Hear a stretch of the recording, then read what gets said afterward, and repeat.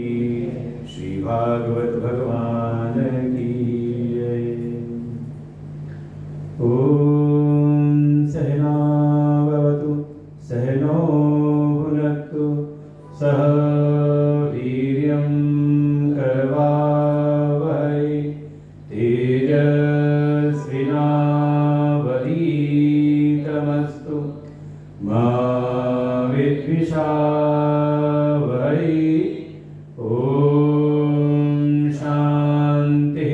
शांति शांति। अखंडमंडलाकारं व्याप्तं येन चराचरं तत्पदं दर्शितं येन तस्मै श्री गुरवे नमः। अज्ञानतिमिरान्धस्य ज्ञानाञ्जनशलाकया चक्षुरुन्मीलितं येन तस्मै श्रीगुरवे नमः। गुरुर्ब्रह्मा गुरुर्विष्णु गुरुर्देवो महेश्वर गुरुर्साक्षात् परं ब्रह्म तस्मै श्री गुरवे नमः। त्वमेव माता च पिता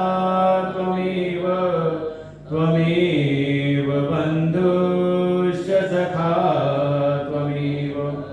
त्वमेव विद्या द्रविणं त्वमेव सर्वं मम देव देव।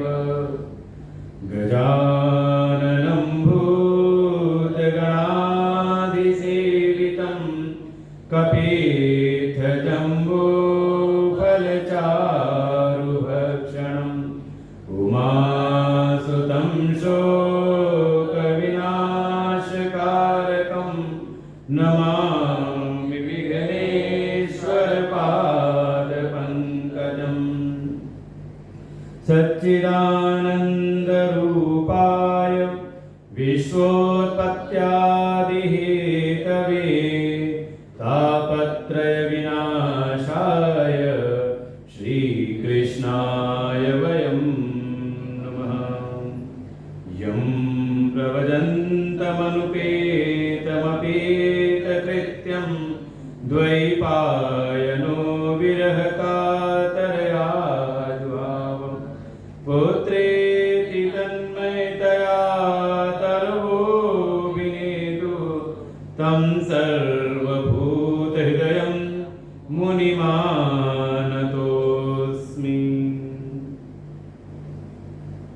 करारविन्देन पदारविन्दं मुखारविन्दे विनिवेशयन्तं वटस्य पत्रस्य पुटे शयानं बालं मुकुन्दं मनसा स्मरामि।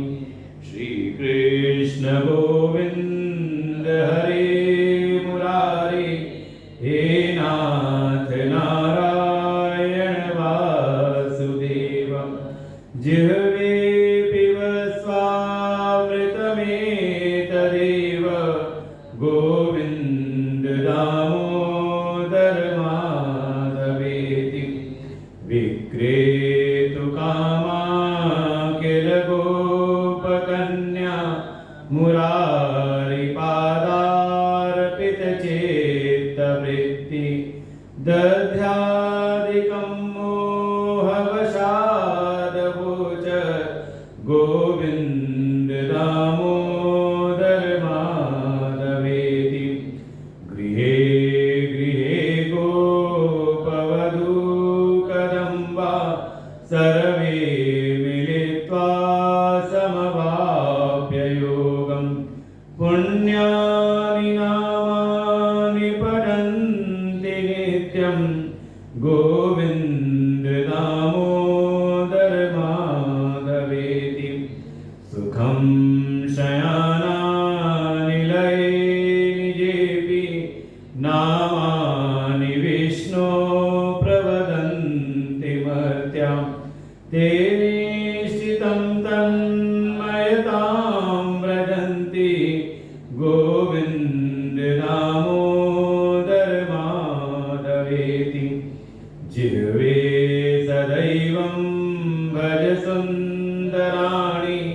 नामानि कृष्णस्य मनोहराणि समस्तभक्तार्तिविनाशनानि गोविन्द दामोदर माधवेति सुखावसाने त्विदमेव सारं दुःखावसाने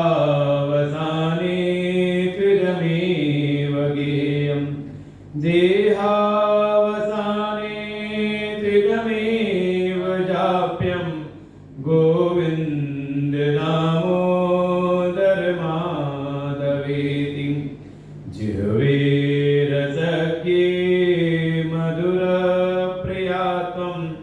सत्यं हितं त्वां परमं वदामि आवर्णयेथा मधुराक्षराणि गोविन्द दामोदर माधवेति त्वामेव याचे मम देहि जीवे समागते दण्डधरे कृतान्ते वक्तव्यमेवं मधुरं सुभक्त्या गोविन्द दामोदर माधवेति श्रीकृष्ण राधा वरगोकुलेश गोपाल गोवर्धन नाथ विष्णु जिह्वे पिब स्वामृतमेतदेव गोविन्द दामोदर माधवेति श्रीकृष्ण गोविन्द हरे मुरारी हे नाथ नारायण वासुदेव श्रीकृष्ण गोविन्द हरे मुरारी हे नाथ नारायण वासुदेव श्रीकृष्ण गोविन्द हरे मुरारी हे नाथ नारायण वासुदेव हे नाथ नारायण वासुदेव।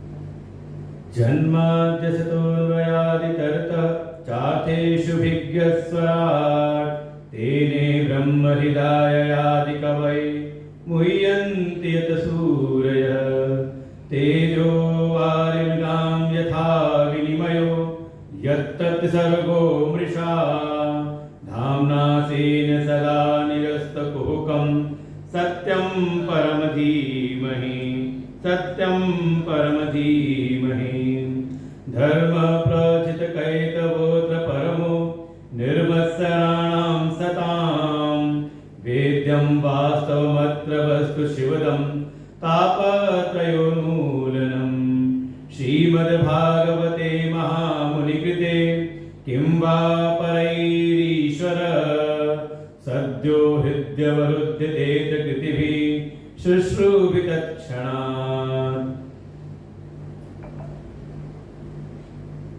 परम पुरुषोत्तम भगवान श्री राधा कृष्ण के चरणों में कोटि नमन। श्रीमद् भागवत भगवान को प्रणाम करते हुए परमात्मा के अभिन्न स्वरूप प्रातः स्मरणीय परम श्रद्धेय परम वंदनीय अनंत शिव घोषित श्री सद्गुरुदेव भगवान के चरणों में कोटि नमन। उपस्थित संतवृंद आचार्यगण समस्त भगवत भक्त श्रद्धा भक्ति स्वरूपी मातृशक्ति श्रीमद् भागवत महापुराण की कथा परम पावनी कलयुग में भी जीवों का परम कल्याण करने वाली उद्धार करने वाली श्रीमद् भागवत की कथा। जैसा कि कल हम चिंतन कर भी रहे थे, भागवत जी का चिंतन करने से पूर्व कुछ चीजों का विशेष ध्यान रखना चाहिए। जैसे हमें कोई भी कर्मांग अनुष्ठान करना हो तो उसकी एक निश्चित विधि होती है, उसमें हमें उन विधियों का पालन करना पड़ता है। उन विधियों का जब हम ध्यान रखते हुए अनुष्ठान करते हैं तो उस कर्म अनुष्ठान का जो फल है वो कई गुना बढ़ करके हमें प्राप्त होता है और वास्तविक फल की सिद्धि भी तभी होती है। ऐसे ही जैसे कोई मंत्र का अनुष्ठान हो तो हम जब भी मंत्र का अनुष्ठान करते हैं तो कुछ विशेष चीजों का हम ध्यान रखते हैं। और कभी आप आचार्यों को अनुष्ठान करते हुए देखेंगे तो कई बार वो एक विनियोग पढ़ते हैं। आपसे कह देंगे हाँ हाथ में जल ले लो, और फिर आपसे विनियोग का मंत्र पढ़ते हुए आपसे जल अर्पण कराते हैं। तो उस मंत्र की जो कुछ विशेष चीजें हैं उनका वो उस समय वाचन करते हैं कि जैसे जिस मंत्र का हमें अनुष्ठान करना है उस मंत्र के ऋषि कौन है। कभी देखो जैसे गायत्री मंत्र है तो कौन है उनके ऋषि? विश्वामित्र। अब जो अनुष्ठान नियम पूर्वक करते हैं उनको पता होगा तो वहां आएगा विश्वामित्र ऋषि का नाम। फिर देवता कौन है मंत्र के, मंत्र का छंद कौन सा है। अब गायत्री मंत्र है तो छंद गायत्री है, गायत्री छंद में है, त्रिपदा है गायत्री छंद, तो नाम ही पड़ेगा गायत्री मंत्र। फिर उसकी शक्ति के बारे में, उसकी कीलक इत्यादि का जब हम वाचन करते हुए मंत्र का अनुष्ठान करते हैं तो उस मंत्र की सिद्धि तत्काल होती है। ऐसे ही श्रीमद् भागवत के भी अनुष्ठान की विधि बताई गई।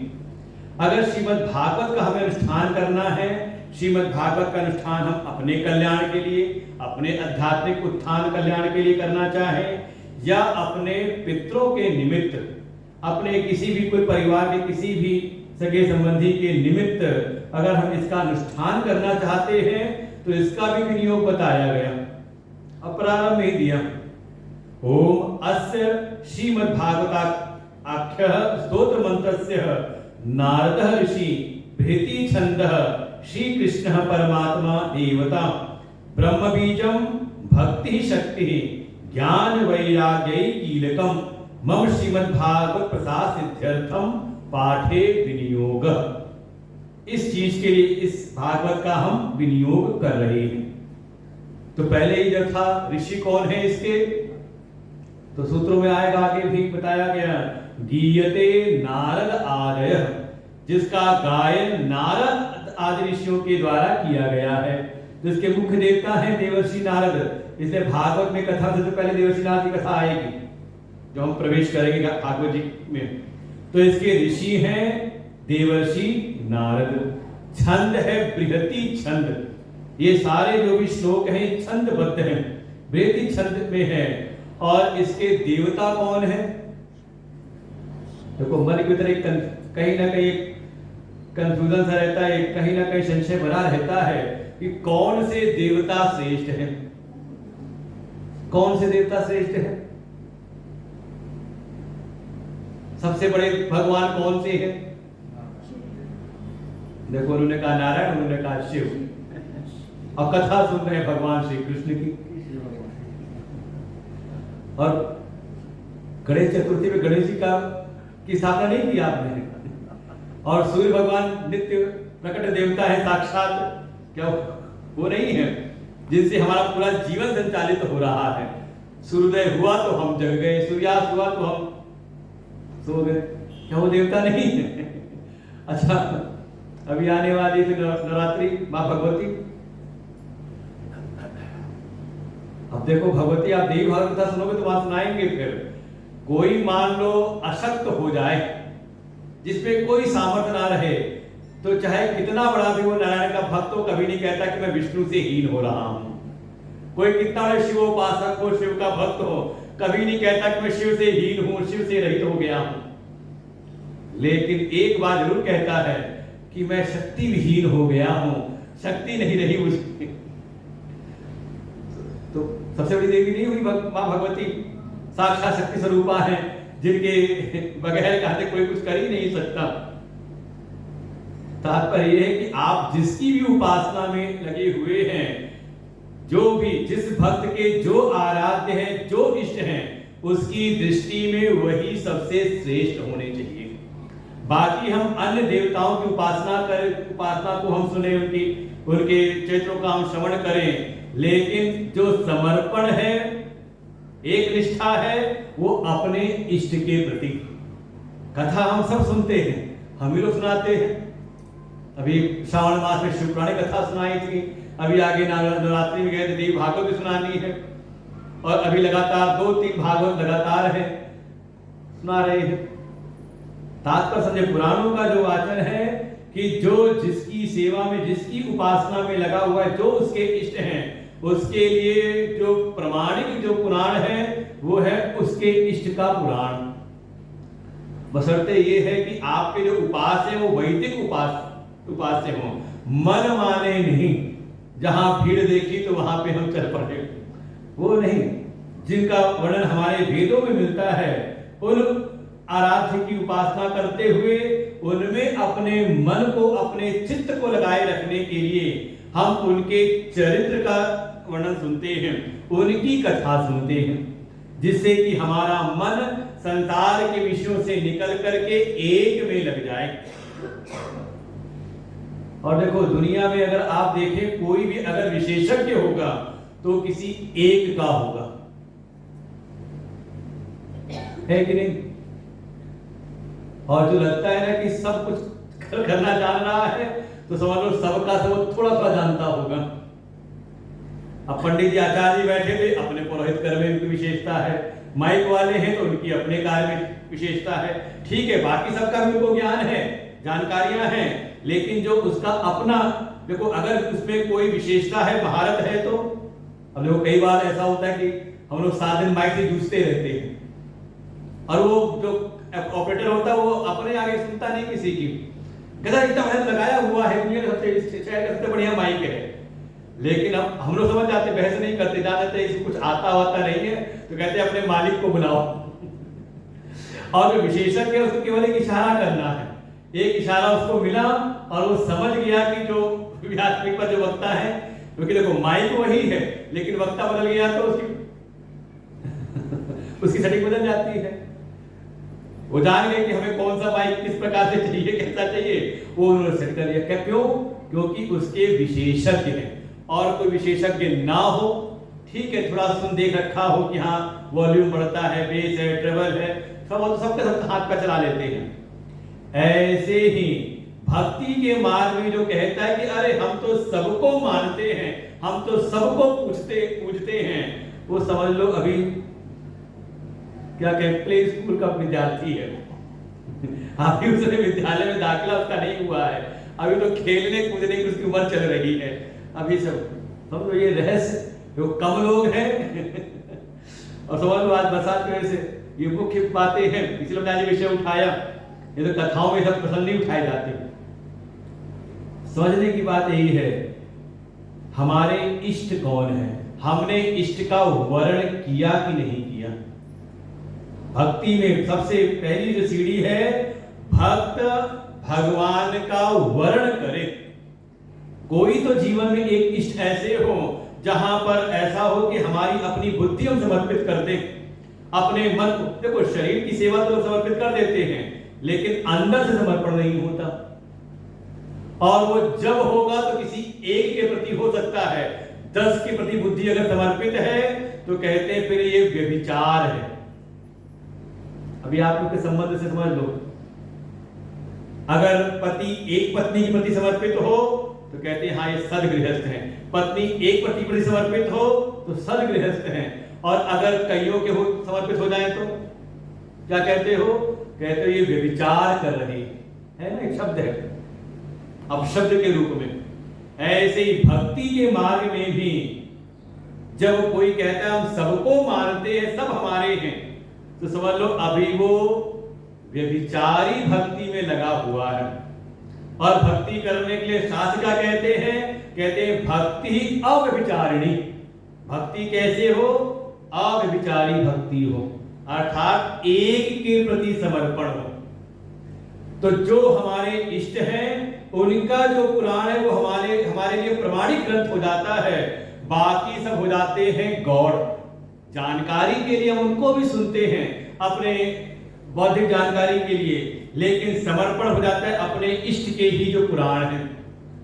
जैसे अगर कोई भक्त है भगवान श्री कृष्ण का, विष्णु का नहीं, अब समझ लेना, यही समझने वाली बात है, क्योंकि आप उलझते रहते हो कि भगवान विष्णु बड़े कि कृष्ण बड़े। कौन है? तो कोई सुना सकता है आपको कि नहीं विष्णु जी के अवतार कृष्ण हैं? लेकिन कोई ये भी सुना दे अगर आपको कि नहीं कृष्ण के ही व्यवस्था के अंतर्गत विष्णु है, तो अचंभित मत होना, समझ लेना कौन है। कहा वो कृष्ण भक्त हैं और वो भागवत को प्रमाण रख करके बात कर रही हैं।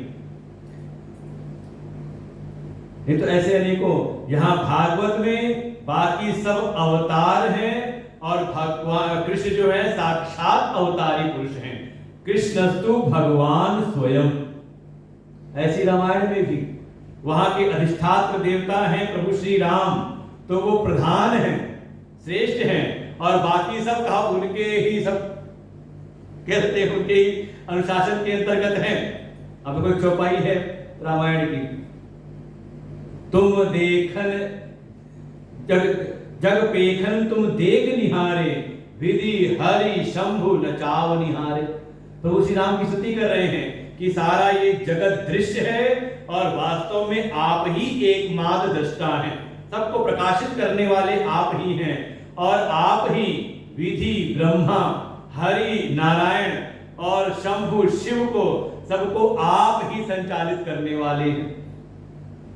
चौपना नहीं है, उसमें रामायण की चौपाई है प्रमाण रूप से। ऐसे ही अगर कोई श्रीमद् भागवत के भीतर अगर प्रवेश करता है तो यहाँ के जो देवता हैं कौन है? श्री कृष्ण परमात्मा।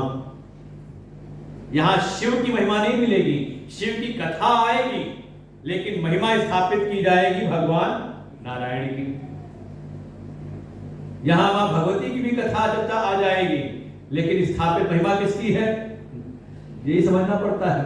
जैसे रामायण में गोस्वामी संकेत किया, ये रामायण के प्रतिपाद्य कौन है? तो कहा जहि मह आदि मध्य अवसाना प्रभु प्रतिपाद्य राम भगवाना। वहां के प्रतिपाद्य देवता हैं प्रभु श्री राम। ऐसी आप शिव पुराण पढ़ेंगे तो शिव पुराण के प्रतिपाद्य देवता हैं भगवान शिव। ऐसे ही ये श्रीमद् भागवत महापुराण जो है इसके जो प्रतिपाद्य देवता हैं वो हैं परमात्मा श्री कृष्ण। बीज क्या है? कहा बीज है ब्रह्म। जो भी पुराण है, जो भी सगुण साकार की उपासना है, वो सब अपने इष्ट को आधार बना करके अंतःकरण शुद्ध कराते हुए, सद्गुरु द्वारा उपदेश कराते हुए उसको पहुंचाना है ब्रह्म तक, जो सारे जगत के मूल है।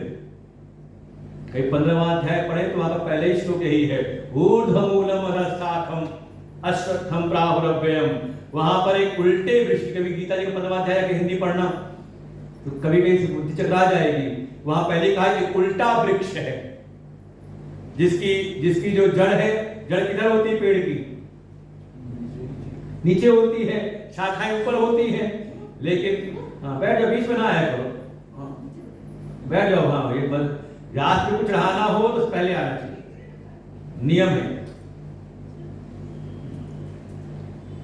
एक उल्टा वृक्ष है जिसकी शाखाएं नीचे हैं और जड़ उसकी ऊपर है। अर्थात वही समझा रहे हैं, सबका जो बीज है वो है ब्रह्म, वो ऊपर है और फिर उनसे ये सारा जगत प्रकट होता है। तो ये जगत रूपी जितनी भी शाखाएं प्रशाखाएं नीचे हैं और इनका बीज, इस जगत वृक्ष का जो बीज है वो मूल जो है वो ब्रह्म, कहा वो ऊपर है। तो इस भागवत का जो बीज है वो ब्रह्म है। साधक को, जो भी श्रवण करने वाले जो भक्त हैं, उनको परमात्मा भगवान श्री कृष्ण की कथा के माध्यम से उनको पहुंचाना है कहां तक? कहा ब्रह्म तत्व तक, ब्रह्म का बोध कराने के लिए। और फिर आधार क्या बनेगा? कैसे पहुंचेंगे? कौन सी शक्ति, इस भागवत की शक्ति क्या है? तो समझ लो, आप जो नाम लेते हो राधा शक्ति, बिना राधा जी की कृपा से, राधा जी वास्तव में यहां पर कहीं उनका नाम नहीं है, लेकिन उनके बगैर का भागवत की एक भी कथा नहीं। कौन है? राधा साक्षात परम प्रेम स्वरूपा हैं, साक्षात भक्ति स्वरूपा हैं। इस भागवत की जो शक्ति है वो है भक्ति। भक्ति ही आधार बनाती, पहले सगुण साकार में लगा करके उसको पहुंचाती है बीज ब्रह्म तक, उसकी गति कराने वाली है। और इसके लिए आवश्यकता पड़ती है भक्ति है, तो भक्ति के दो पुत्र हैं ना, का बिना उसके काम नहीं चलने वाला। इसलिए इसका जो कीलक है वो है ज्ञान वैराग्य। इसे जगह जगह जो भी आख्यान है, आदि मध्यावसानेषु वैराग्याख्यान संयुतम, ये श्रीमद् भागवत में आदि में, मध्य में, अवसान समापन पे जितनी भी कथाएं, हरि लीला कथा वहां जो भी वहां पर वर्णन किए गए हैं, उन सब आख्यानों का एकमात्र प्रयोजन है कि सुनने वाले के भीतर थोड़ा जगत के विषयों से वैराग्य हो और अपने इष्ट, अपने आराध्य के तत्व का उसको ज्ञान हो जाए। इससे सारी कथाएं कीलित हैं, जैसे कहते हैं कील गाड़ के टांगते, बिल्कुल हर जगह पे वो है। तो ज्ञान वैराग्य और इस सब चीजों का स्मरण करते हुए ऋषि हैं देवर्षि नारद, छंद है बृहति छंद, इसके देवता हैं परमात्मा श्री कृष्ण, बीज है ब्रह्म। अब कभी मनुष्य में सब चीजें आती हैं। इसकी शक्ति है साक्षात भक्ति स्वरूपम, राधा जो भक्ति इसकी शक्ति है। और ज्ञान वैराग्य से ये कीलित है, कीलक इसका है। ऐसा जब कोई स्मरण करके भागवत में प्रवेश करता है तो ये भागवत जी उसके भीतर के जितने भी संशय संदेह हैं उन सब का निवारण कर देती है। इसे इसका बोध होना बहुत जरूरी है, नहीं तो कथाएं सुनने के बाद कई बार संशय और बढ़ जाते हैं। कहीं कथा कुछ सुनी, लगा वहां तो कुछ और बताया गया, यहाँ कथा हमने कुछ और सुनी तो कुछ और सुनने को मिल गया। ये हो सकता है संभावना, अगर सही प्रकार से सिद्धांतों के रहस्यों को समझा नहीं तो जो कथाएं हमारे मन के संशयों को, हमारे संदेहों का हरण करने वाली हैं, वो नए नए संशय और प्रकट कर देती हैं। बोले सच्चिदानंद भगवान की जय। जन्मादितोन्मयादितरतः चार्थेषु विज्ञस्वराट् तेने ब्रह्म हृदयादिकवये मुह्यन्ति सूरयः तेजो वारिमृतां यथा विनिमयो यत्तति सर्गो वृषा धाम्ना स्वेन सदा निरस्तकुहकं सत्यं परम धीमहि, सत्यं परम धीमहि। श्रीमद् भागवत महापुराण का प्रारंभ होता है सत्य स्वरूप परमात्मा के स्मरण के द्वारा, कि उनकी ही स्तुति करते हुए जो परम सत्य हैं उनका हम ध्यान करें, उनको अपनी बुद्धि में धारण करें। परम सत्य का ही प्रतिपादन करने के लिए, परम सत्य का ही बोध कराने के लिए श्रीमद् भागवत महापुराण का प्राकट्य हुआ है। इसके लिए ही महामुनि वेदव्यास जी ने श्रीमद् भागवत की रचना की है। इसमें इसीलिए सब आप जगह आप देखेंगे, देखो भागवत की इतनी महिमा, इतना विस्तार क्यों हुआ, कारण यही है। अन्य कथाओं में आपको प्रारंभ का जो श्लोक कहीं ना कहीं उसके जो इष्ट हैं, आराध्य हैं, प्रतिपाद देव हैं, उनकी स्तुति से होता है। लेकिन भागवत जी में कोई नाम नहीं लिया, कृष्ण भी नाम नहीं लिया, राम नहीं लिया, शिव नहीं लिया, मां भगवती का नाम नहीं, सूर्य नहीं, गणेश नहीं, सीधे का सत्यम परम धीमहि, जो परम सत्य है। अर्थात ये सभी पंथ संप्रदाय से कहा ये मुक्त ये कथा है, सबका जो परम सत्य स्वरूप है, यहां उसका स्मरण किया, उसका बोध कराने के लिए ही श्रीमद् भागवत महापुराण का प्राकट्य हुआ है। इसलिए परम सत्य की ही स्तुति प्रारंभ में की। परम सत्य है कौन, कहा जो सारे जगत के कारण हैं और स्वयं अकारण है। जन्माद्यस्य यतः, जिसके द्वारा किसको हम किसको परमात्मा कहते हैं, कम से कम उसको भागवत के द्वारा हम समझें, अपने शास्त्रों के द्वारा समझें। किनको हम कहते हैं भगवान, किसको, किसी को भी नहीं। कहा जिसके द्वारा ये सारे जगत की उत्पत्ति, स्थिति और प्रलय, ये तीनों कार्य होते हैं, जो सारे जगत का कारण है। कहने का तात्पर्य ये है कि जब जगत है, ये व्यक्त जगत है तो है ही, लेकिन अगर जगत नहीं है तो भी उसकी सत्ता है। जगत के पूर्व भी, जगत के रहते हुए भी, और जगत के प्रलय होने के बाद भी, जिसका कभी किसी भी स्थिति में प्रलय नहीं होता, किसी भी काल में जिसका नाश नहीं होता, ऐसा जो अविनाशी तत्व है, ऐसा जो अविकारी तत्व है, उसको हम कहते हैं परमात्मा। उसी को कहते हैं परम सत्य, जो तीनों काल में जिसका बाध ना हो सके। ऐसे परमात्मा ही इस सारे जगत के कारण है। और कारण है तो जैसे कारण से उत्पन्न हुआ कोई कार्य हो तो कार्य में कारण समाया रहता है, ये निश्चित सिद्धांत है। अगर आभूषण बने हैं स्वर्ण से तो जो सोना है वो आभूषण में समाया रहता है, उसके कण कण में समाया रहता है। अगर मिट्टी से बना है घड़ा तो मिट्टी हो गई कारण और घड़ा हो गया कार्य, तो घट रूपी कार्य में ये मिट्टी उसमें समाई रहती है। ऐसे ही परमात्मा इस जगत के कण कण में समाये रहते हैं। इतर तहताथेषु बिल्कुल समाये रहते हैं। और हैं कैसे? कहा वो चेतन है, जड़ नहीं है। अब अगर थोड़ा वेदांत का कुछ श्रवण किया होगा, इसी के आधार पर इस जगत के मिथ्यात्व को सिद्ध किया जाता है कि अगर उस चेतन परमात्मा से अगर ये सारा ये जगत प्रकट हुआ है तो चेतन से जड़ उत्पन्न नहीं हो सकता। अगर चेतन से जड़ की उत्पत्ति है तो वास्तव में वो सब की सब कल्पित है, मिथ्या है, स्वप्नवत। ये मत कहना कि जगत में क्रियाकारक व्यवहार हो रहा है या हम सब व्यवहार करते हैं तो सपने में भी आप सारा व्यवहार करते हो, नहीं होता। सपने में अच्छा सपने में अगर भूख लगी हो तो जगा के खिला दो उसको। अगर सपने में भूख लगी है तो उसकी भूख मिटेगी कैसे? का सपने के भोजन से ही।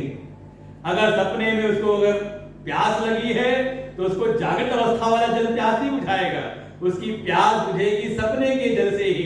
जो सपने सिर काटे कोई, अगर सपने में कोई दुख मिला, सपना जब टूटेगा तभी दुख दूर होगा, और कोई उपाय नहीं। ऐसे ही यही कहने तात्पर्य कि अगर ये चेतन प्रभु से प्रकट हुई है तो ये सारा जो जगत है ये वास्तव में उस पर अध्यस्त है। कैसे? तो यही देखो, ये पहला श्लोक है ये भागवत जी का। नहीं समझ में आता तो इसका विस्तार पूरी कथा में किया। चेतन से जड़ की उत्पत्ति हो नहीं सकती, तो अगर ये जगत हमें अनुभव में आता है तो ये सब उस पर अध्यस्त है, कल्पित है। कैसे? तो कहा तेजो वारिणाम यथा विनिमयो यत् सर्वो वृषा। जो जिसकी सत्ता है नहीं, जिस जगत की कोई सत्ता है नहीं, कहा वो उस सत्य प्रभु पर अधिष्ठित होकर के उसकी सत्ता से ही है झूठा लेकिन सत्य दिखाई दे रहा है। गोस्वामी जिसको सरल करके कह देते हैं, झूठे सत्य जाहि बिनु जाने, जिमी भुजंग बिनु रजु पहचाने। का ये सारा जगत है तो झूठा, लेकिन जिसकी सत्ता से ये सत्य दिखाई दे रहा है, का जब तक उस सत्य प्रभु का, सत्य स्वरूप परमात्मा का जब तक बोध नहीं होता, अर्थात जब तक अधिष्ठान का बोध नहीं होता, तब तक ये सारा जो अध्यस्त जगत है ये अनुभव में आता है। और यहां दृष्टांत दिए हैं कि ये भ्रम होता है। कहां कहां? तो कहा तेजो वारि, जैसे सूर्य की किरणों में जल की प्रतीति हो जाती है। अनुभव हुआ होगा गर्मी में, लंबी यात्रा पे जाओ तो लगता है सड़क पे पानी पड़ा हुआ है आगे, और जैसे आगे पहुंचे तो वहां जल नाम कोई चीज नहीं, लगता है बारिश हो रही है, आगे पानी भरा हुआ है। लेकिन जैसे ही पास गए तो देखा वहां केवल सूर्य की रश्मियां थी, उस पर जल की प्रतीति, भ्रम हो गया। फिर वार्ग नाम, कहीं पर जल है और वहां पे थल की अनुभूति होने लगती है। कई बार गांव में तालाब इत्यादि में काई जम जाती है, शैवाल, वो ऐसी बिल्कुल हरी होती, पूरे उसको अरे वो एक और वो निकल आती है, ये सिंघाड़े सा पेड़ होता है, सिंघाड़ा नहीं, एक और होती है, तालाब में जम जाती है और बिल्कुल जाल ऐसे फैला देते हैं, कोई बढ़िया हरा भरा खेत हो,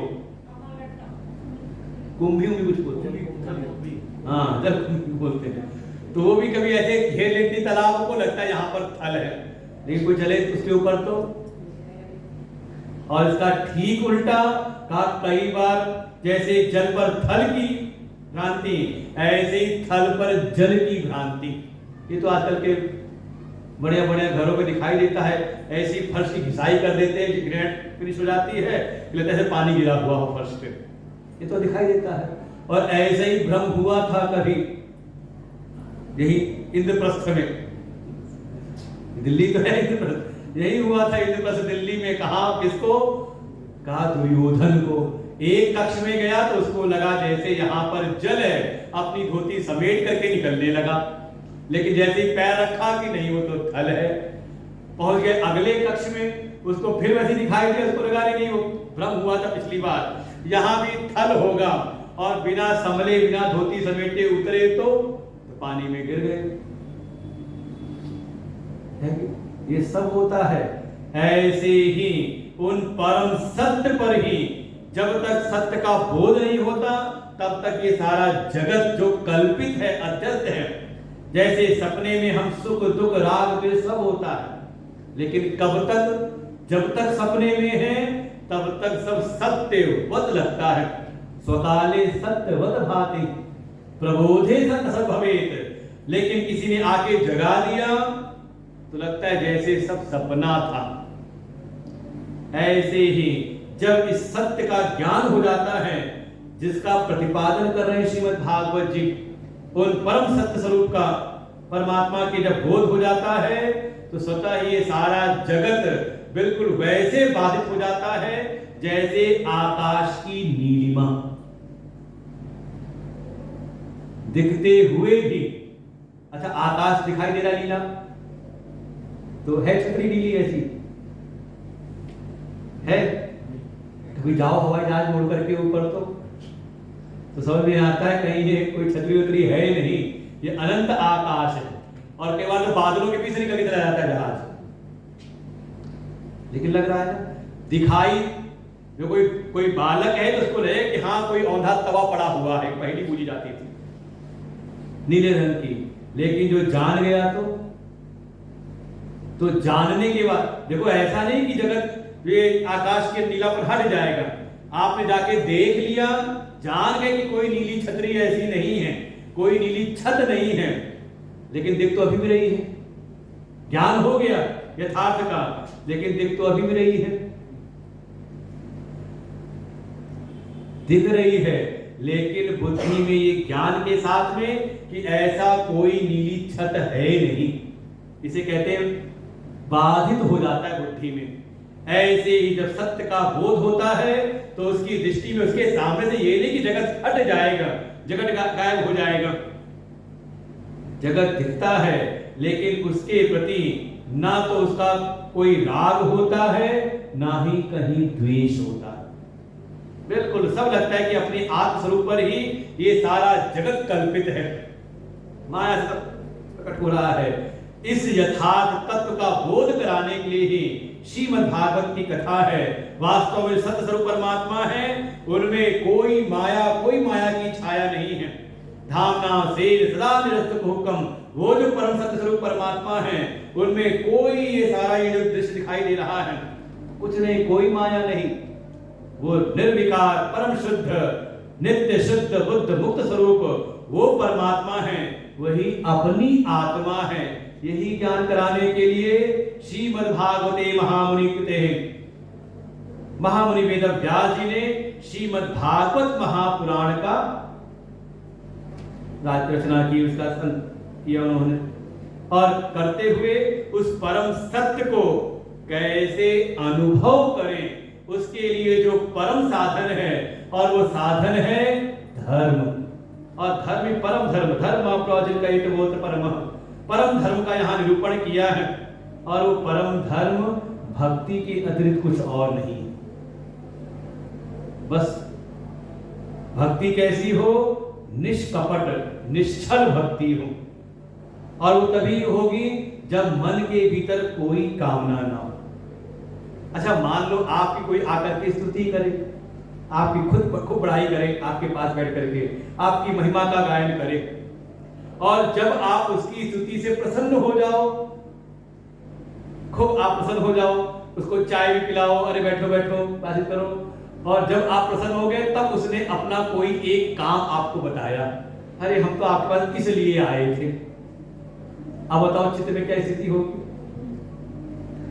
अब जो प्रसन्नता हो रही थी हृदय के भीतर, अब आपको ये लगेगा ये वास्तव में हमारी स्तुति नहीं कर रहे थे, ये हमारी महिमा नहीं गायन करने आए थे, ये आए थे अपना काम बनाने के लिए। तो जैसी प्रसन्नता उसके प्रति पहले थी अब होगी।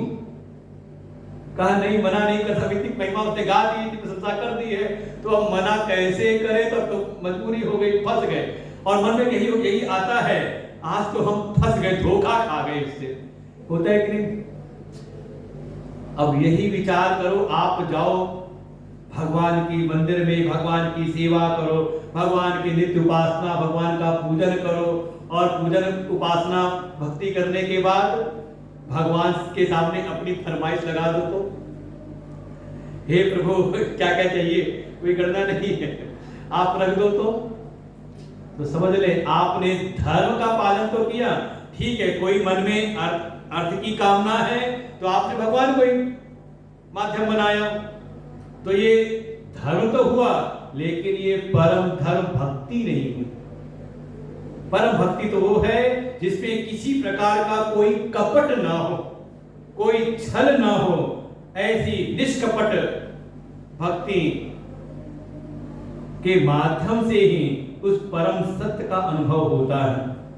और देखें, ये श्रीमद् भागवत की महिमा तो तब बढ़ गई जब व्यास जी के ही जो पुत्र हैं निर्वासनिक, जिनको बिल्कुल जन्म के समय ही मन के अंदर कोई संसार की वासना नहीं, निकल पड़ते हैं घर से, व्यास जी रोकते हैं, लौट आओ पुत्र, लौट आओ पुत्र। तो सुखदेव जी उत्तर नहीं देते, उनकी तरफ से तरवो अभिनेदु, जो पेड़ पत्ते वृक्ष लताएं हैं वो कहती हैं व्यास जी से, हे व्यास जी आप लौट जाओ, अब सुखदेव जी लौटने वाले नहीं, वो तो आत्मा राम हैं, आत्मरमण करने वाले हैं, उनके चित्त के भीतर संसार की कोई वासना नहीं, कोई चाह नहीं, ये चित्त की वासनाएं ही समय पाकर के इच्छा के रूप में प्रकट हो जाती हैं। जैसे भूमि में बहुत सारे बीज पड़े रहते हैं, पूरे वर्ष पड़े रहते हैं, कब जमते हैं?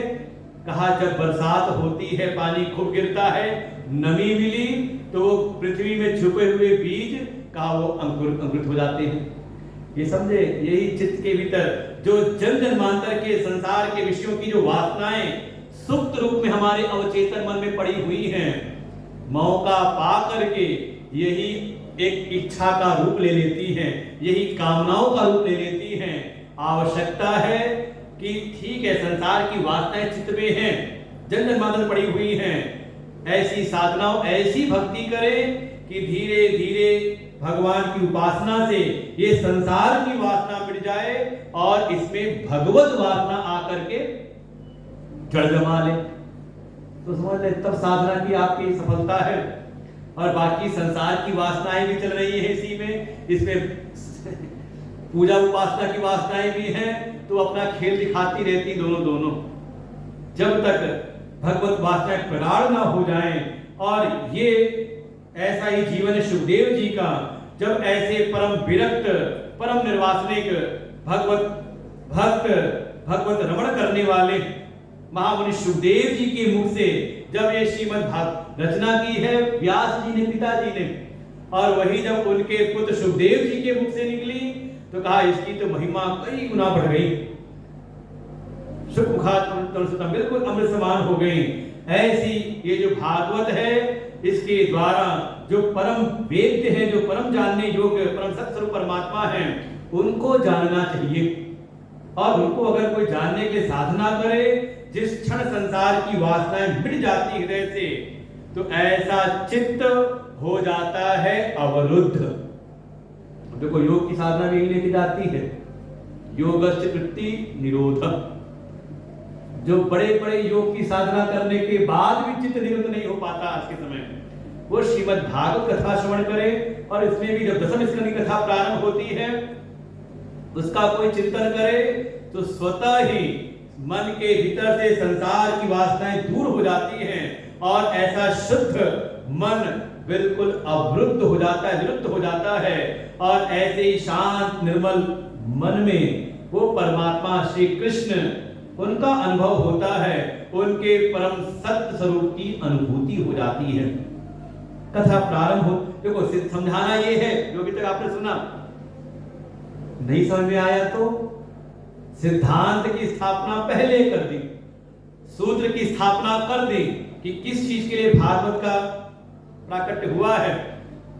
नहीं समझ में आया तो अब इसका विस्तार करते हैं कथाओं के माध्यम से।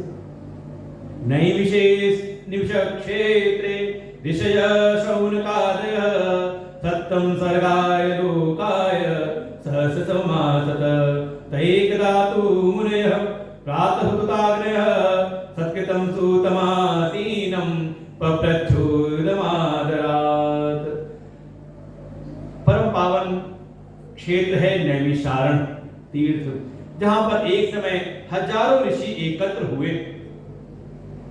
मन में इच्छा है स्वर्ग की प्राप्ति, परलोक कैसे हम अपना सुधारें। सत्यम स्वर्गाय लोकाय, स्वर्ग लोक की इच्छा से युक्त होकर के उन्होंने एक दीर्घ यज्ञ सत्र का अनुष्ठान किया, हजारों मास चलने वाले यज्ञ का। एक दिन की बात है, एकदा तु मुनयः, एक दिन प्रातः काल यज्ञ से निवृत्त होकर के उन सभी ऋषियों ने भीतर आपस में कुछ मंत्रणा की कि क्यों ना कथा सुनी जाए। तो अपने मत ही सत्कृतम सूतमासीनम, सूर्य जो विराजमान है, सत्कर्मा है, परम ज्ञानी है, ऐसे सूर्य को व्यास पर बैठा करके इन शौनक आदि ऋषियों ने उनसे कथा के विषय में पूछा। कैसे? आदरात, थोड़ा उनका अभिवादन, उनकी स्तुति करते हुए, कुछ जैसे आप लोग टीका माला करते हुए ऐसे उनका पूजन करते हुए, तब बड़े आदर से उनसे पूछा। और पूछते हुए यहाँ पर 5 चीजें पूछी हैं। कभी आप भागवत जी पर श्रीधर टीका पढ़ेंगे तो श्रीधर स्वामी जी कहते 5 चीजें पूछी हैं। उसमें मुख्य जो बात है, मुख्य जो प्रश्न है वो है कि ये कलयुग के प्राणियों का परम कल्याण कैसे हो, क्योंकि कलयुग के ऐसे दोष हैं, इस कलयुग के प्रभाव से मन अत्यंत दूषित हो जाता है, उसका मन संसार के उपद्रवों में तो लग जाता है, संसार के। अच्छा, अब कई लोग मानो कल कथा में थे, आज नहीं थे, आप कथा में नहीं आए तो कैसे आते? बारिश बहुत हो रही थी। 2-4 कह देंगे आपसे, आज के लिए आज तुमको छुट्टी मिल जाएगी, कैसे? कहा बारिश बहुत हो रही थी, क्या करते? अच्छा, मान लो उन्हीं को आप जाके देख लो, कहीं शादी विवाह का अवसर हो, कोई और ऐसा कार्य हो, देखो बाजार में भीड़ कम नहीं है। आज बड़ा, कल तो जाम था, आज बहुत जाम था, थोड़ा घूम करके आना पड़ा। हमें लगा कि देखो, और चाचा ये कह रहे थे रास्ते में नंदकिशोर जी से, हमने देखो बारिश में बाजार में भीड़ कम नहीं हुई है, बल्कि भीड़ लगा और बढ़ गई है, लेकिन कथा में भीड़ जरूर कम हो जाएगी। ये कलयुग का ही दुष्प्रभाव है कि भूरि भूरि कर्माणि, संसार के बड़े बड़े उद्योगों में, उद्यमों में तो लोग लग जाते हैं, लेकिन जैसी चर्चा हो धर्म की, उसके कल्याण की, तो उसमें एक कलयुग के प्राणियों की रुचि नहीं होती। दुनिया भर के आडंबर में लग जाएंगे, लेकिन जिस एक विशेष कार्य के द्वारा उसका परम कल्याण संभव है, उसमें जल्दी सबकी रुचि नहीं होती। तो ऐसे कलयुग के प्राणियों का उद्धार कैसे हो?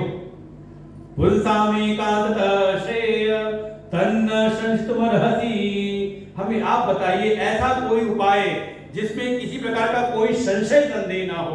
देखो ज्यादातर जितने भी साधन हैं उसमें कहीं ना कहीं रहता है, जैसे मान लो आप कोई बात पूछो, कोई समस्या का समाधान पूछो और पंडित जी बता दें आपको, तो आप तो कहते हो इससे हो तो जाएगा ना, है कि नहीं? पंडित जी को अनुभव होगा। अब पंडित जी कई बार झुंझलाते होंगे, कहते होंगे अरे तुम कराओ तो। क्या है, कहीं ना कहीं लगता है कि क्या इसके द्वारा हो जाएगा। तो वही बात कह रहे हैं, जिसमें कोई संशय, जिसमें एकांततः श्रेय, जिसके द्वारा निश्चित ही मनुष्य को परम श्रेय की प्राप्ति, उसका परम कल्याण हो जाए, ऐसा कोई उपाय है तो आप उस उपाय को बताइए जिसमें कोई संशय संदेह ना हो, जो मनुष्य के कल्याण का एकमात्र निश्चित साधन हो, सीधी सीधी भाषा में, वो आप हमें बताइए। पुस्तक बताने जा रहे हो क्या? रुको रुको एक मिनट, अभी वो पूरी बात हमने कही नहीं। थोड़ा कलयुग के प्राणियों की अवस्था को देख करके, भाई कोई भी अगर साधन बताया जाए तो सामने जो साधक है उसकी योग्यता के अनुसार साधन बताया जाए तो साधन सही कहा जाता है। और मान लो किसी की सामर्थ्य हो ना और उसको हम साधन बता दें, उसकी जो सामर्थ्य है उससे बढ़ करके बता दें तो संभव होता नहीं। तो कह रहे हम सबको देखें, प्रायण अल्पायुषः सभ्य करो अस्मिन् युगे जनाः, ये हम सब कलयुग के प्राणियों के बारे में कहना बताना है साधन। हाँ, देख करके ये कलयुग के प्राणियों की स्थिति कैसी है, तो कहा मंदाः सुमंदमतयः मंदभाग्याः उपद्रुताः। ये कुछ क्वालिटी बताई है कि सबसे पहले तो ये जो कलयुग के प्राणी हैं ये बहुत आलसी हो गए हैं। इनको अगर कोई मेहनत वाला ज्यादा परिश्रम इसमें लगता हो, ऐसा कोई साधन बताएंगे तो जल्दी करने में इनकी रुचि नहीं होगी। कई बार तो जजमान कहते हैं पंडित जी कितनी देर लगेगी पूजा में, अभी शॉर्टकट वाला करा देना, जल्दी वाला सूक्ष्म वाला करा देना, है कि नहीं? कहा बहुत ज्यादा अपने, हाँ दुनिया के कार्य हो तो उसमें कोई चिंता नहीं होती, कितनी देर लग जाए। कहा समय इन पर कम है, साथ में एक तो अल्प आयु है तो समय कम है, दूसरा बहुत ज्यादा परिश्रमी नहीं है। तो चलो कोई परिश्रम कई बार देखने में आता है, मजदूर सुबह से लेकर शाम तक मजदूरी करता है, तो जितनी उसको मिलती है उससे कई गुना पारिश्रमिक उसको मिल जाता है, जो एक आध घंटे के लिए आता है, दो चार चीजें बताता है, इसको ऐसे कर देना, इसको वैसे कर देना, यहाँ ये कर दो, यहाँ वो कर दो, और चला जाता है उसे कई गुना ज्यादा पारिश्रमिक लेकर के। किस बल पर? का शरीर के परिश्रम से नहीं, कहा बुद्धि के बल से।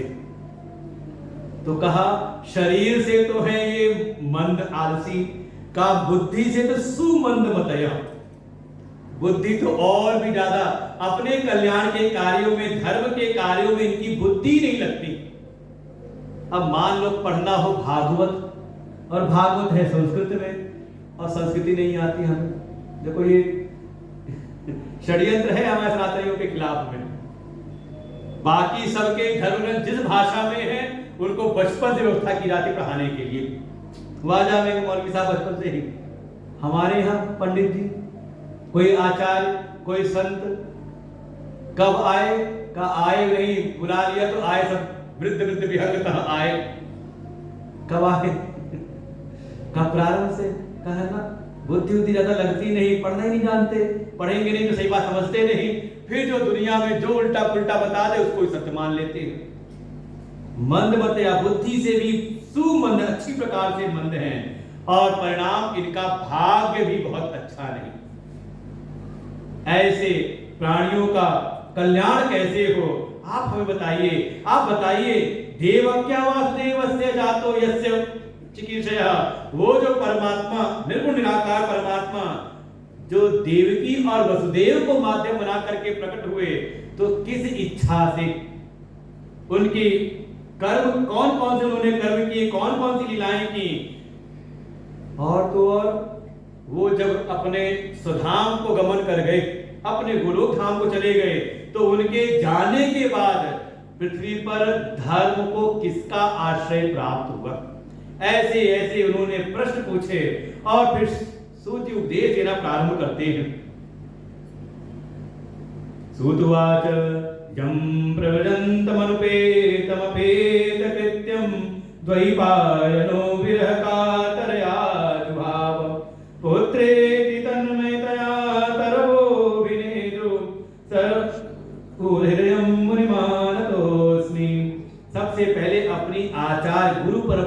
स्मरण किया, सुखदेव जी को नमन किया, व्यास जी को प्रणाम किया, वाणी की जो देवी अधिष्ठा मां सरस्वती का स्मरण किया, भगवान नारायण का स्मरण करते हुए तब सूत जी उपदेश देना प्रारंभ करते हैं।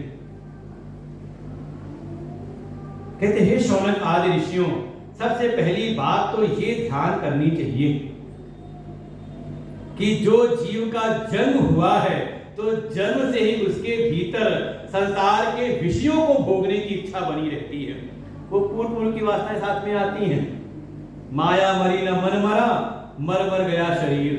तो शरीर तो मरते रहे, लेकिन मन, विषय वासनाओं से जुड़ा हुआ मन का वही आया हुआ है। तो ये भोग की इच्छा उसके जीवन में बनी रहती है, और जैसे भी वो अपना जीवन आगे चला बढ़ता रहता है, धीरे धीरे वो केवल संसार में भोग की व्यवस्थाओं में लगा रहता है।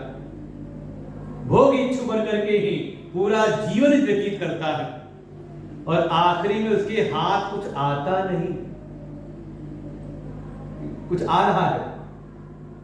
कहते हैं मुट्ठी बांधे आया है, अरे मुट्ठी खुल के जाएगी तो वो भी हाथ खुले रह जाएंगे, कुछ हाथ आता नहीं।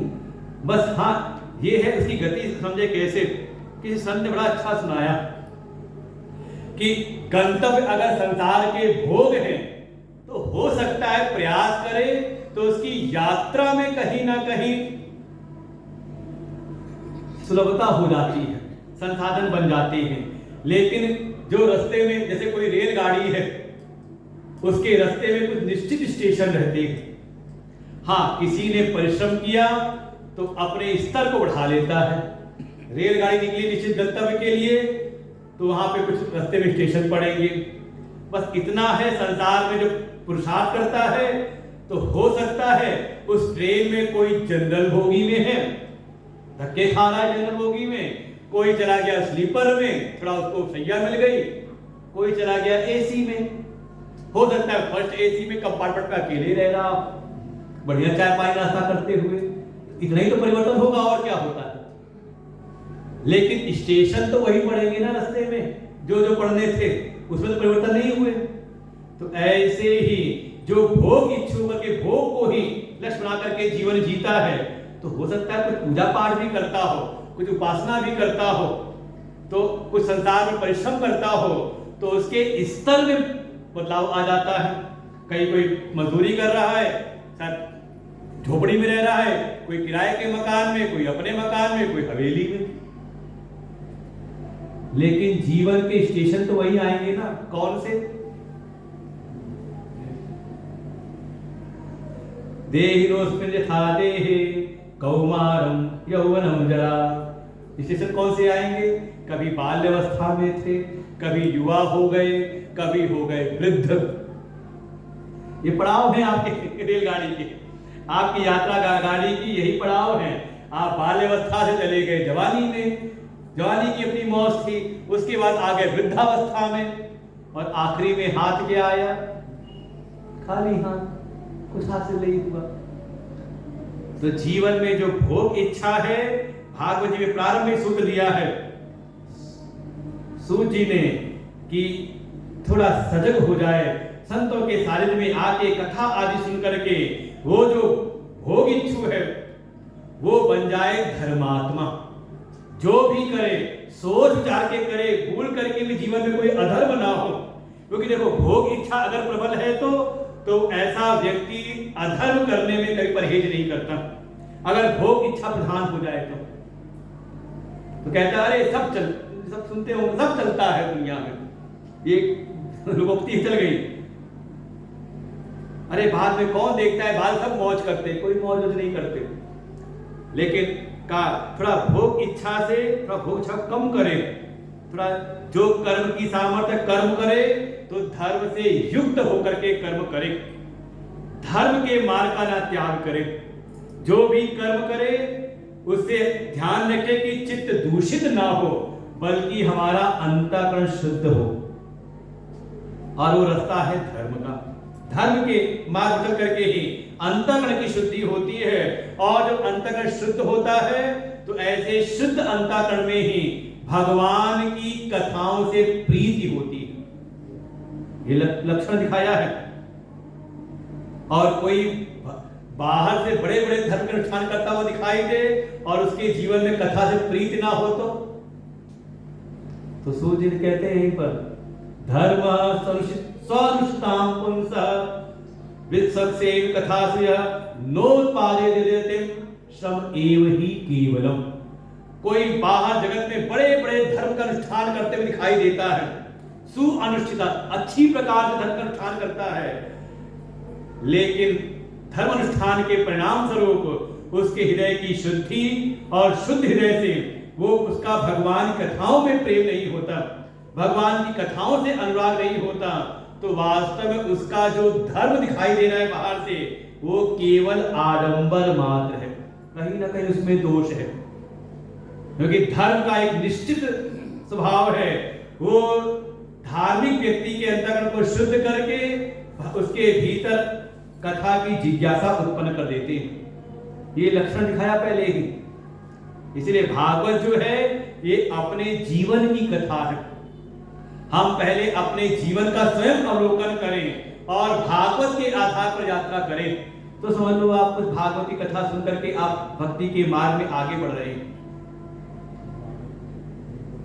जो भोग की इच्छा है इसको थोड़ा कम करके धर्म की इच्छा को बढ़ाएं और धर्म के द्वारा जब अंतःकरण शुद्धि हो तो थोड़ा कथा श्रवण की जिज्ञासा बढ़ाएं और कथा श्रवण करना हो तो कथा में भी तत्व की जिज्ञासा, जीवस तत्व जिज्ञासा नातो यश्चेह कर्म भी। कथा में भी जिज्ञासा हो कि ये जो हम कथाएं सुनते आ रहे हैं इस कथा का तत्व क्या है, इस कथा के वास्तव में परम प्राप्त परम तत्व क्या है, कौन है, उसकी जिज्ञासा हो। कथा तो हमने बहुत सुन रखी है, बहुत सारी, सब आएंगी आगे, लेकिन तत्व की जिज्ञासा हो, ये है जीवन का लक्ष्य। संसार में अगर हम आए हैं इस मनुष्य जीवन में तो इस जीवन को ऐसा बनाएं कि हमारे भीतर तत्व की जिज्ञासा हो। और तत्व क्या है तो ये श्रीमद् भागवत जी आगे बताएंगे। वदन्ति तत्त्वविदस्तत्त्वं यज् ज्ञानमद्वयं ब्रह्मेति परमात्मेति भगवानिति शब्दते। कहा जो भी तत्व को जानने वाले तत्ववेत्ता हैं वो तो यही कहते हैं जो अद्वैत ज्ञान है, जहां पर दूसरे की सत्ता नहीं है, केवल एक ही सत्ता है, अद्वैत सत्ता है, वास्तव में वही तत्व है। जैसे सत्य प्रारंभ में कहा, ये सब शब्द है समझने के लिए। सत्य एक है, वो परम तत्व एक है, वहां दूसरे की सत्ता नहीं है।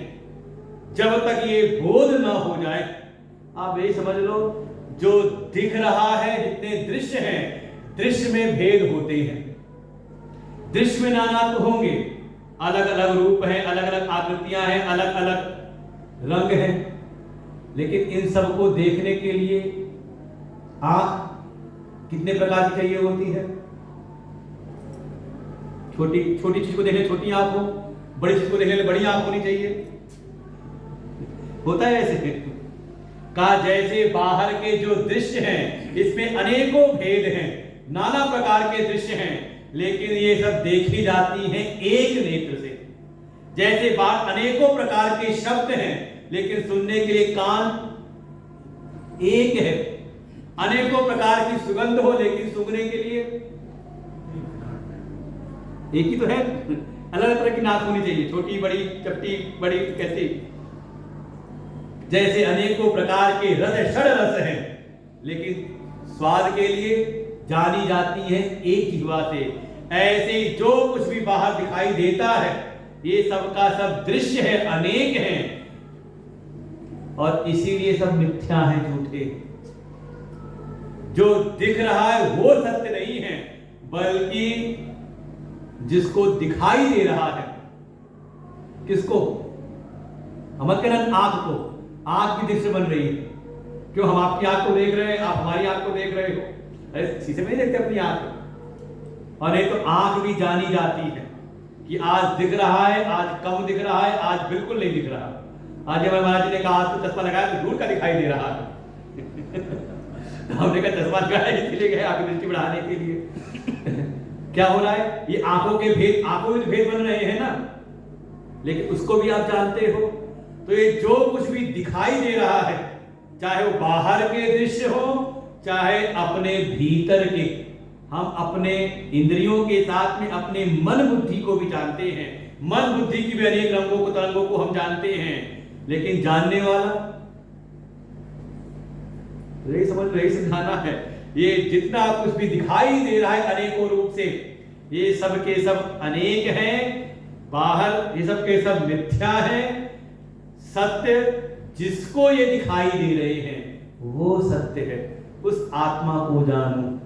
उसी को कोई आत्मा कहते हैं, उसी को कोई परमात्मा कहते हैं, उसी को ब्रह्म कहते हैं। भगवान इति शब्द से उसी को भगवान कहते हैं। कहीं बाहर नहीं है, का भीतर है, जो सबका नजारा ले रहे हैं। ये समझो भागवत ये है, इसको कहते हैं भागवत। ब्रह्मेति परमात्मेति भगवान इति शब्दते, और वही एक तत्व ही। जब ये आप समझ लो जैसे सपने में हमारा ही भीतर एक मन ही अनेकों प्रकार के दृश्य प्रपंच पुरुष देता है। वहां जितने प्रकार के दृश्य सपने में दिखाई दे रहे हैं, वहां कौन बना हुआ है? हमारा मन ही तो, एक ही मन है कि नहीं?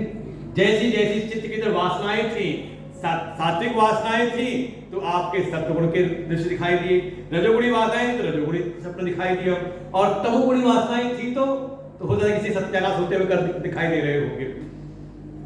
ऐसे वही एक परम तत्व ही सत्यम रजतमिति प्रकृते गुणासयुक्त पर पुरुष एकहास धत्ते स्थित्यादये हरिविरंचि हरेति संज्ञा श्रेयान् तत् खलु सततरोणां स्यो।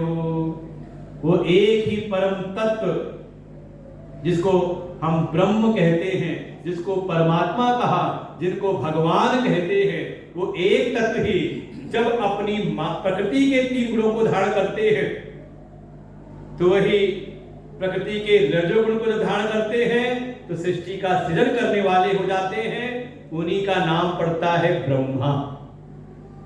वही जब सत्वगुण को धारण करते हैं तो वही सृष्टि का पालन करते हैं, उन्हीं का नाम, उनकी संज्ञा हो जाती है विष्णु।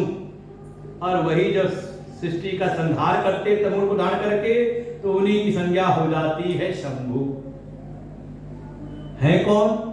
मूलतः एक ही ब्रह्मा विष्णु सदाशिव जानत अविवेका प्रणवाक्षर के मध्य ये तीनों एक। आप आरती में गा लेते हो लेकिन ध्यान नहीं देते हो, ध्यान कथा में आता है। जब हम औपाधिक रूप से देखते हैं, प्रकृति के गुणों की उपाधि से देखते हैं तो वो 3 अलग अलग हैं, लेकिन जब तत्व पर दृष्टि गई तो कहा वो एक है, वही अपनी आत्मा है। तस्मादेकेन मनसा भगवान तात्तां पति श्रोतव्यः कीर्तितव्यश्च ध्येयः पूज्यश्च नित्यदा। इसलिए अपने मन को उन्हीं एक परमात्मा में लगाएं। पहले लगेगा कैसे? कहा पहले उनका श्रवण करें। ऐसी कथा सुने जिसमें इस तत्व का निरूपण किया जाए।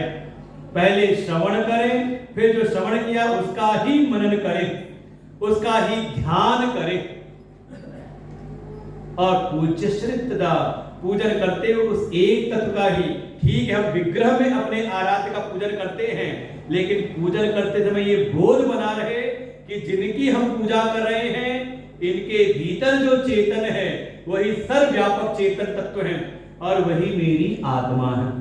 ऐसा पूजन करें तो उसका परम कल्याण हो जाता है। विद्यते हृदय ग्रंथि चित्यन्ते संचया क्षीयन्ते चास्य कर्माणि दृष्टे एवात्म ईश्वरे।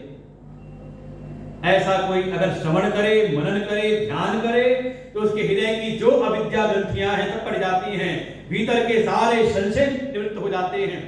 छिद्यन्ते सर्व संशया, उसके जो कर्म हैं संचित प्रारब्ध, सारे जो कर्म हैं उनके आगामी सारे कर्म क्षीण हो जाते हैं। अर्थात उसके कर्म अब फल उत्पादन करने के लिए, फल देने के लिए उसको दोबारा जन्म में लेकर के नहीं जाते। वो जन्म मृत्यु के चक्र से मुक्त हो जाता है।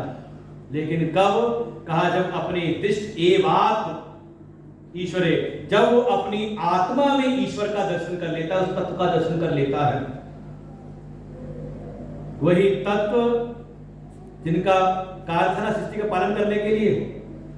तो देखो सृष्टि का पालन करने के लिए लंबा कार्य है ना।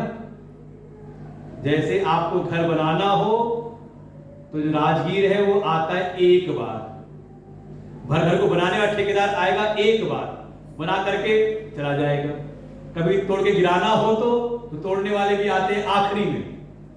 लेकिन घर बन गया और रहना है उसमें तो मेंटेनेंस वाले, जो उसका मेंटेन करने वाले हैं का वो किसी न किसी रूप में आते हैं। कभी बुलाओगे आप कारपेंटर वाला आ जाए, कभी आओगे इलेक्ट्रिशियन को बुलाओगे, कभी पेंटर को बुलाओगे, कभी कोई एक आध तसला मसाला लेके मिस्त्री को भी बुला लोगे, प्लम्बर को बुला लोगे। अलग अलग मेंटेनेंस वाला अलग अलग रूप में आता है, बार बार वो आता रहता है, पूरे समय आता रहेगा जब तक घर रहेगा, है कि नहीं?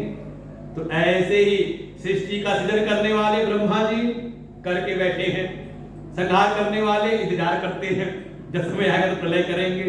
लेकिन जो पालन करने का कार्य है, सत्यगुणी जो विष्णु हैं, वे ही इस सृष्टि में अलग अलग रूप लेकर के बार बार आते हैं। कितनी बार आए तो यहां गिनाया लगभग 21 को गिनाया है। कितने अवतार हैं? कभी ढूंढ के गिनना चाहिए ना भागवत जी में। यहां 21 गिनाया, एक आएगा 11वें स्कंद में 22, 23 कथा यहां नहीं सुनाई। 23वें का कथा आती देवी भागवत, इसे कहते हैं भागवत जी का वाम भाग है देवी भागवत। तो उसको सुन लो तो कहते हैं कथा पूर्ण हो गई, अनुष्ठान पूर्ण हुआ। और 24वें जो है भगवान श्री कृष्ण, एते चांश कला पुंसा कृष्णस्तु भगवान स्वयं। बाकी सब तो अंश अवतार है, कला अवतार है, लेकिन श्री कृष्ण वो साक्षात परमात्मा है। भागवत जी में वही प्रधान देवता है।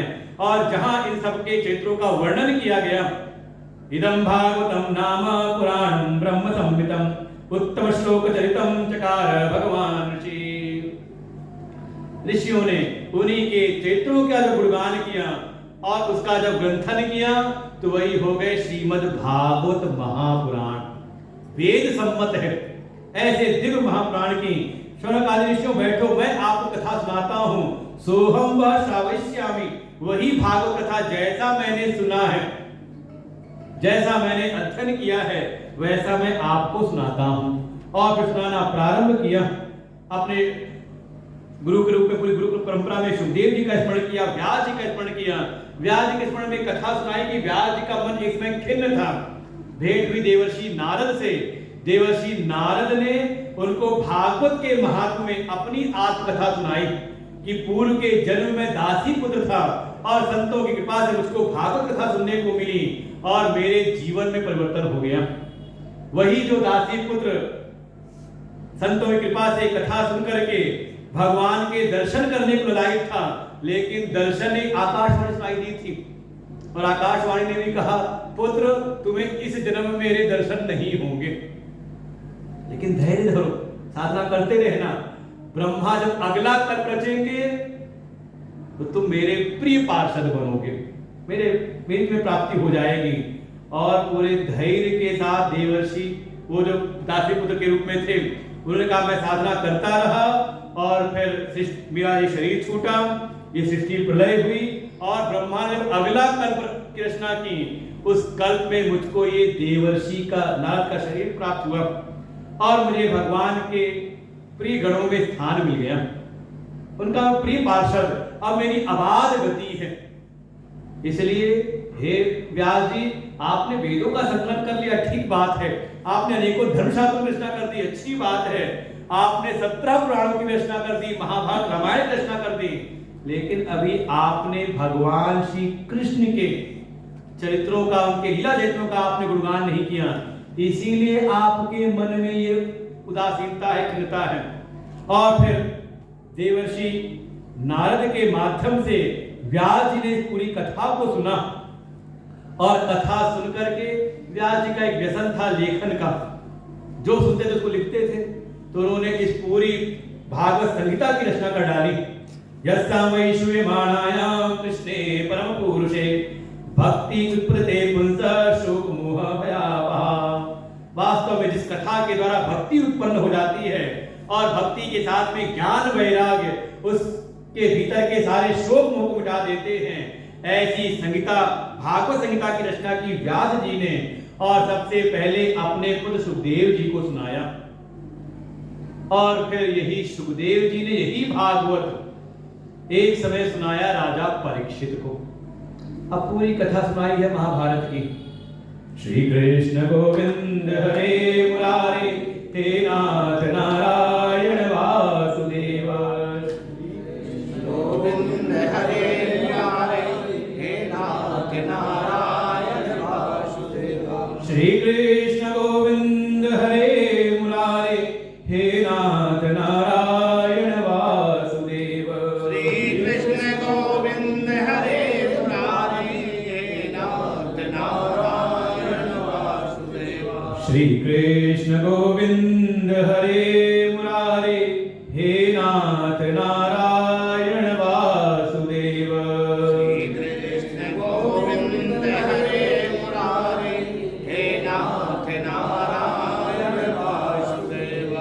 श्री कृष्ण गोविंद हरे मुरारे हे नाथ नारायण वासुदेव। श्री कृष्ण गोविंद हरे मुरारे हे नाथ नारायण वासुदेव। श्री कृष्ण गोविंद हरे मुरारे हे नाथ नारायण वासुदेव। श्री कृष्ण गोविंद हरे मुरारे हे नाथ नारायण वासुदेव। प्रेम से बोलो सच्चिदानंद भगवान की जय, श्रीमद् भागवत भगवान की जय, महामुनि सुखदेव भगवान की जय। सुतुवाच आत्मारामश्च मुनयो निर्ग्रन्था प्ररुक्रमे कुर्वन्ति हेतु किं भक्तिम् इत्थमभूत गुणो हरि। परीक्षितो अथ राजर्षे जन्म कर्म विलापनम् संस्थां च पांडुपुत्राणां भक्षे कृष्णकथोदयम्। और समय आने पर महामुनि सुखदेव जी ने जिनके विषय में वर्णन किया, गोदोहन मात्रेण किसी गृहस्थ के द्वार पर खड़े होते हैं, परम विरक्त हैं, किसी से कोई अपेक्षा नहीं, निरपेक्षम मुनिम शांतम, ऐसे परम शांत स्वरूप साक्षात भगवत विग्रह महामुनि सुखदेव जी राजा परीक्षित के लिए मां भगवती गंगा जी के तट पर 7 दिन रुक जाते हैं और उनको श्रीमद् भागवत कथा सुनाते हैं। कारण है राजा परीक्षित की पात्रता। और प्रथम स्कंद भागवत का अधिकारी का निरूपण करता है कि भागवत का अधिकारी कैसा हो, कैसी योग्यता हो भीतर। तो भागवत का जो सर्वोत्तम लाभ है, आध्यात्मिक लाभ, उसके भीतर बिल्कुल तत्क्षण ही स्पष्ट प्रकट हो जाता है। उसके लिए राजा परीक्षित के जैसी पात्रता अनिवार्य है। और परीक्षित के जन्म कर्म सारी कथा सुनाई है। महाभारत के विध्वंसक युद्ध के बाद की घटना से लेकर के सारी कथाएं आपने सुनी हैं। कैसे युद्ध के बाद अश्वत्थामा ने ब्रह्मास्त्र चला दिया, पहले छुप करके 5 पुत्रों का वध किया से लेकर के जो ब्रह्मास्त्र चलाया, उन सारी घटनाओं में राजा परीक्षित के कुल की शुद्धि का वर्णन किया है। राजा परीक्षित के जो पिता हैं कौन है? अभिमन्यु। क्या कहा जाए, भगवान के बड़े प्रिय है, पूरा जीवन भगवान के संरक्षण में बीता है। भगवान ने उनको शस्त्र विद्या सिखाई है। ऐसे है अभिमन्यु, भगवान कृष्ण की कृपा पालन के भांजे हैं, सीधे कह दो। परीक्षित के दादा अर्जुन, क्या कहा जाए, गीता में भगवान कहते हैं, हे अर्जुन तुझको मैं गीता सुना रहा हूं, क्यों? भक्तोसी में सखा चेती। और निरूपण दिखाई देता है जब भगवान अर्जुन के धर्म परीक्षा लेते हैं। वहां पे अर्जुन जब जीवन में विपत्ति आई तो सामर्थ्य है अश्वत्थामा के ब्रह्मास्त्र को शांत करने की, लेकिन विपत्ति काल में भगवान की शरण में आते हैं हे प्रभु, हे कृष्ण, आप ही रक्षा करिए। कृष्ण कृष्ण महाभाग भक्तानां भयंकरम, आप ही अपने भक्तों का भयत्व प्रदान करने वाले हैं, आप ही मुझ पर कृपा करिए। भगवान ने कहा चिंता ना करो, ब्रह्मास्त्र का संधान करके उस दुष्ट के ब्रह्मास्त्र को शांत कर लो। ऐसे अर्जुन जिनको हर परिस्थिति में भगवान का स्मरण बना रहता है, अपनी महिमा का बोध नहीं बल्कि भगवान की कृपा का, ऐसे है दादा। और ऐसे ही समझ लो चारों और भी हैं भाई भी, और परदादा जो है पांडु, वो भी धर्मनिष्ठ हैं, जैसा उनका वर्णन महाभारत में मिलता है, धर्मात्मा हैं। ऐसे उनके पितृकुल की शुद्धि, ऐसे पितृकुल में उनका जन्म हुआ है। और दूसरी तरफ उनकी माताओं का वर्णन किया है। माता है उत्तरा।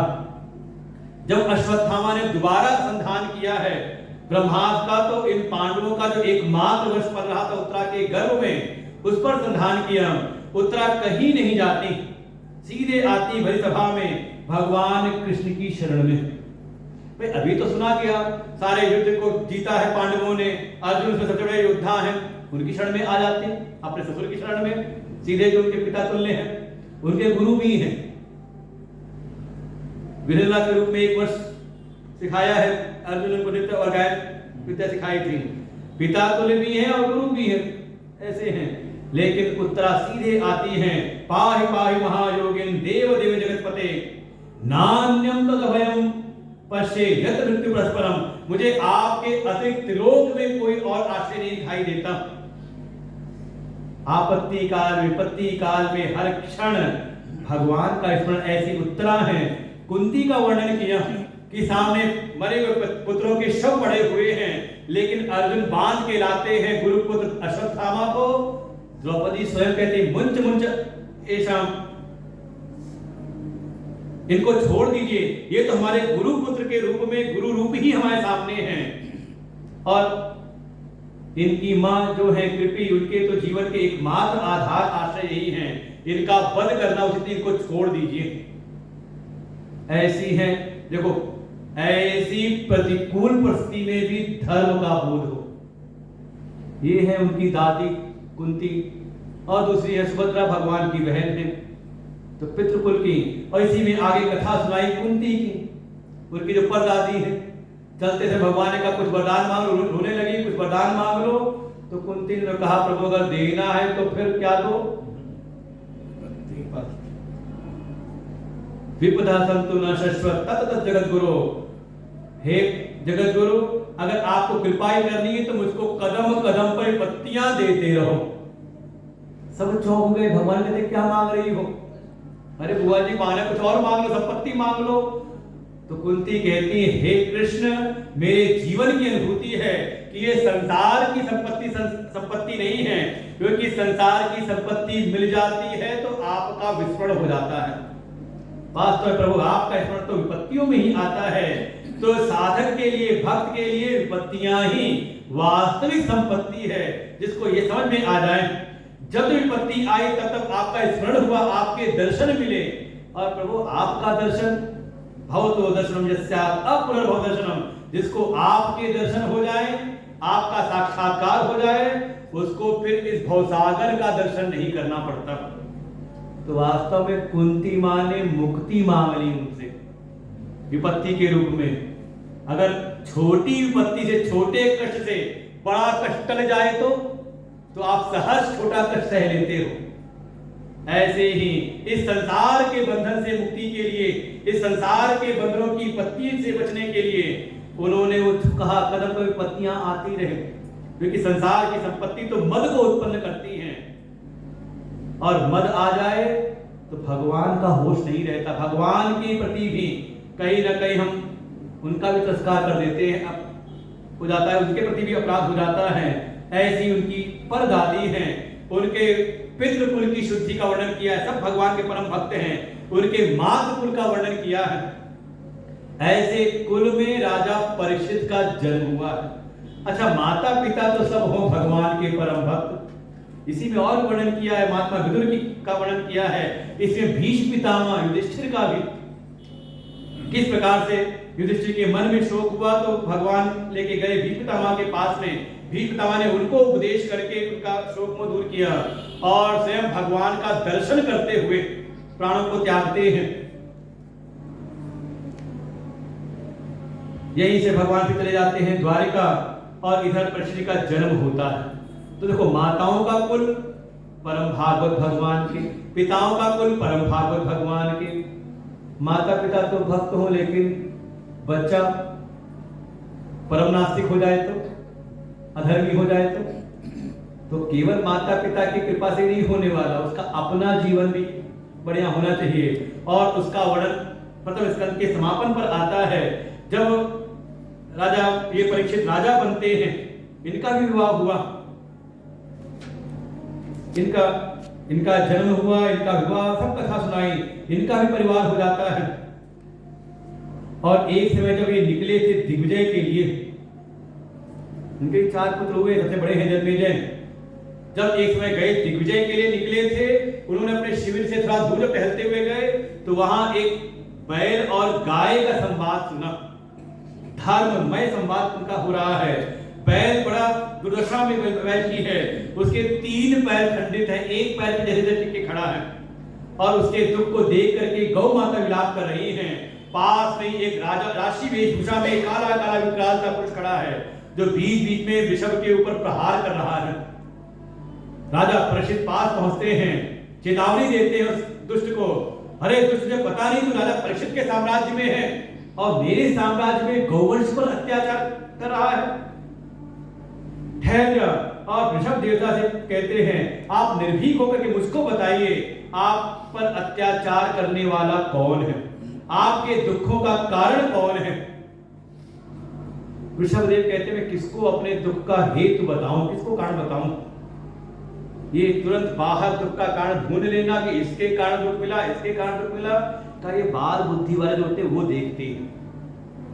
यहां विचार किए बताया, वहां वर्णन किया, सीधे नहीं कहा कि सामने खड़ा तो है, आप खुद देख लो, ये नहीं कहा। कहते मैं किसको बताऊं, क्योंकि यहाँ अनेकों कारण दुख के दिखाई देते हैं विचार करने पर।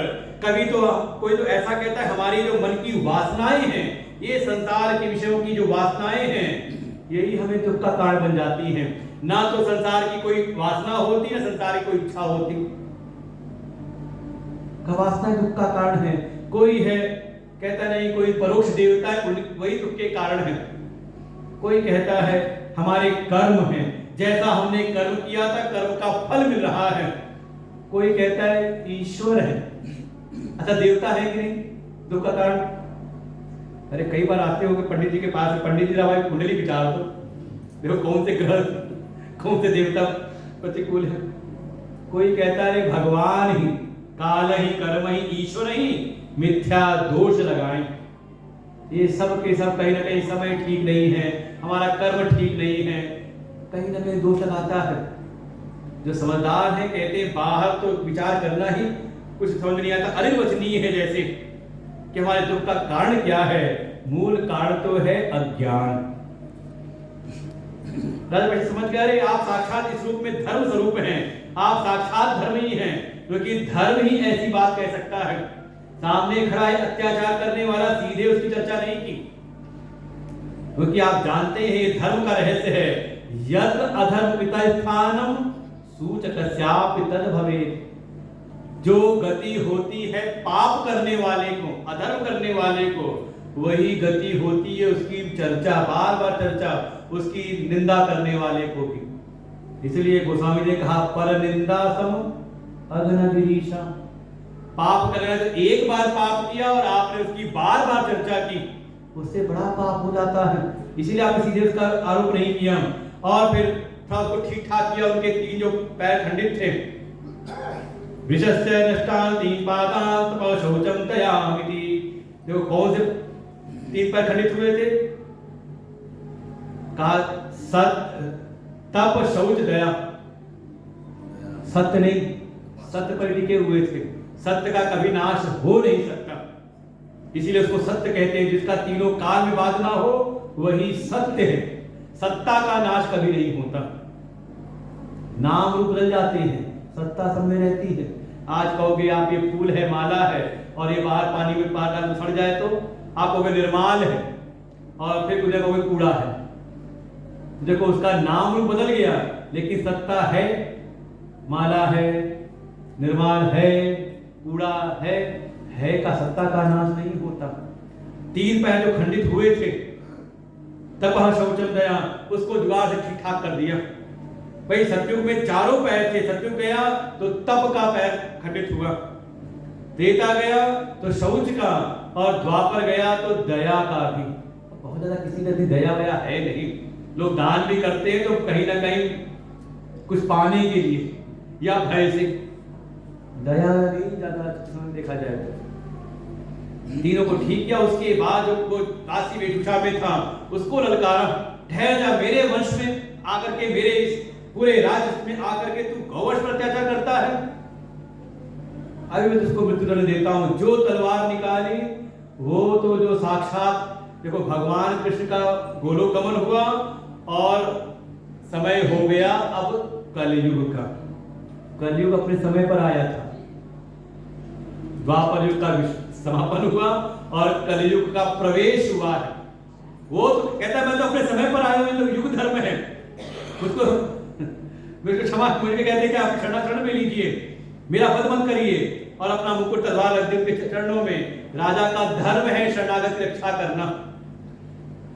जब ऐसे बार बार याचना की, क्षमा मांगी, तब राजा परीक्षित ने उनको 4 स्थान दिए। द्यूतम पान विस्त्रियः सुना यत्र अधर्म चतुर्विध। जाकर के कहीं पर भी इधर मत घूमो, बल्कि 4 जगह जाके रहो। कहां पर? जहां पर द्यूत क्रीड़ा होती, जुआ खेला जाता हो। आजकल के लीगल होते हैं कसिनो वगैरह, उनको भी आजकल लीगल हो गए। कहां जहां जुआ खेला जाता हो, जहां शराब पी जाती हो, भगवान बताए दिल्ली वालों से घोटाला कर ले, शराब में भी घोटाला करना, जहां शराब पी जाती हो, मतलब लाइसेंस उसको भी। पहले ये अधर्म थे, अब ये सब हो गए। ये कलयुग का दुष्प्रभाव ही है। जहां जुआ खेला जाता हो, जहां शराब पी जाती हो, मदिरालय जहां हो, जहां वैश्यावृत्ति होती हो और जहां पे हिंसा होती हो, क्योंकि इन चारों स्थानों पर अधर्म का वास है। 4 प्रकार से अधर्म रहता है वहां। जहां जुआ खिलाता है वहां झूठ अनृत का वास हर रूप में रहता है कलयुग। शराब, वहां पे मद का वास है। जहां पर वैश्यावृत्ति वहां काम के रूप में, और जहां स्वर्ण है वहां रजो। अच्छा मान लो खजाना मिल जाए तो बैठ के भजन करोगे, बस मन चलेगा, रजोगुण तुरंत एक्टिव हो जाओगे, तो कुछ अपना कुछ काम धंधा देखा जाए, वैर का भी रहता है। ऐसे ये रहते हैं। और जहां पशु हिंसा, वहां पे हिंसा के रूप में अधर्म रहता है। जाके वहीं पर रहो। और कलयुग में खड़े होकर चारों तरफ देखता है, पूरे भूमंडल पर एक छत्र साम्राज्य है, राजा परीक्षित का, चक्रवर्ती सम्राट हैं, और कहीं पर ये चारों चीजें होती नहीं। समझे कैसा साम्राज्य होगा? तो सिद्धांत है यथा राजा तथा प्रजा। अगर राजा धर्मज्ञ हो जाए, धर्मनिष्ठ हो जाए, तो प्रजा में अपने आप धर्मनिष्ठा आने लगती है। जैसे आज के समय तीर्थों में अचानक भीड़ हो गई। 10 साल पहले जो तीर्थ क्या गली मोहल्ले के मंदिर सुने रहते थे, आजकल तीर्थों में इतनी भीड़ हो गई कि वहां पे जाना बड़ा मुश्किल लगता है। क्यों? क्योंकि राजा भक्त है, धर्मनिष्ठ है, सनातन धर्म के प्रति उसको गौरव रहता है। जब होता है तीर्थ पहुंच जाता है तो देखो राजा का अनुकरण करती है प्रजा। तो इससे पता चलता है राजा परीक्षित के स्वयं के जीवन में धर्म की कैसी शुद्धि है। जिसके प्रजा में, जिसके शासन काल में कहीं पर धर्म के ये अधर्म के कार्य नहीं होते, चारों चीजें नहीं होती, तब पुनर्याचना की, तब उनको दिया 5वां, जाके स्वर्ण में निवास करो। और स्वर्ण में ही रजोगुण के रूप में रहता है धर्म, भक्ति से दूर कर देता है।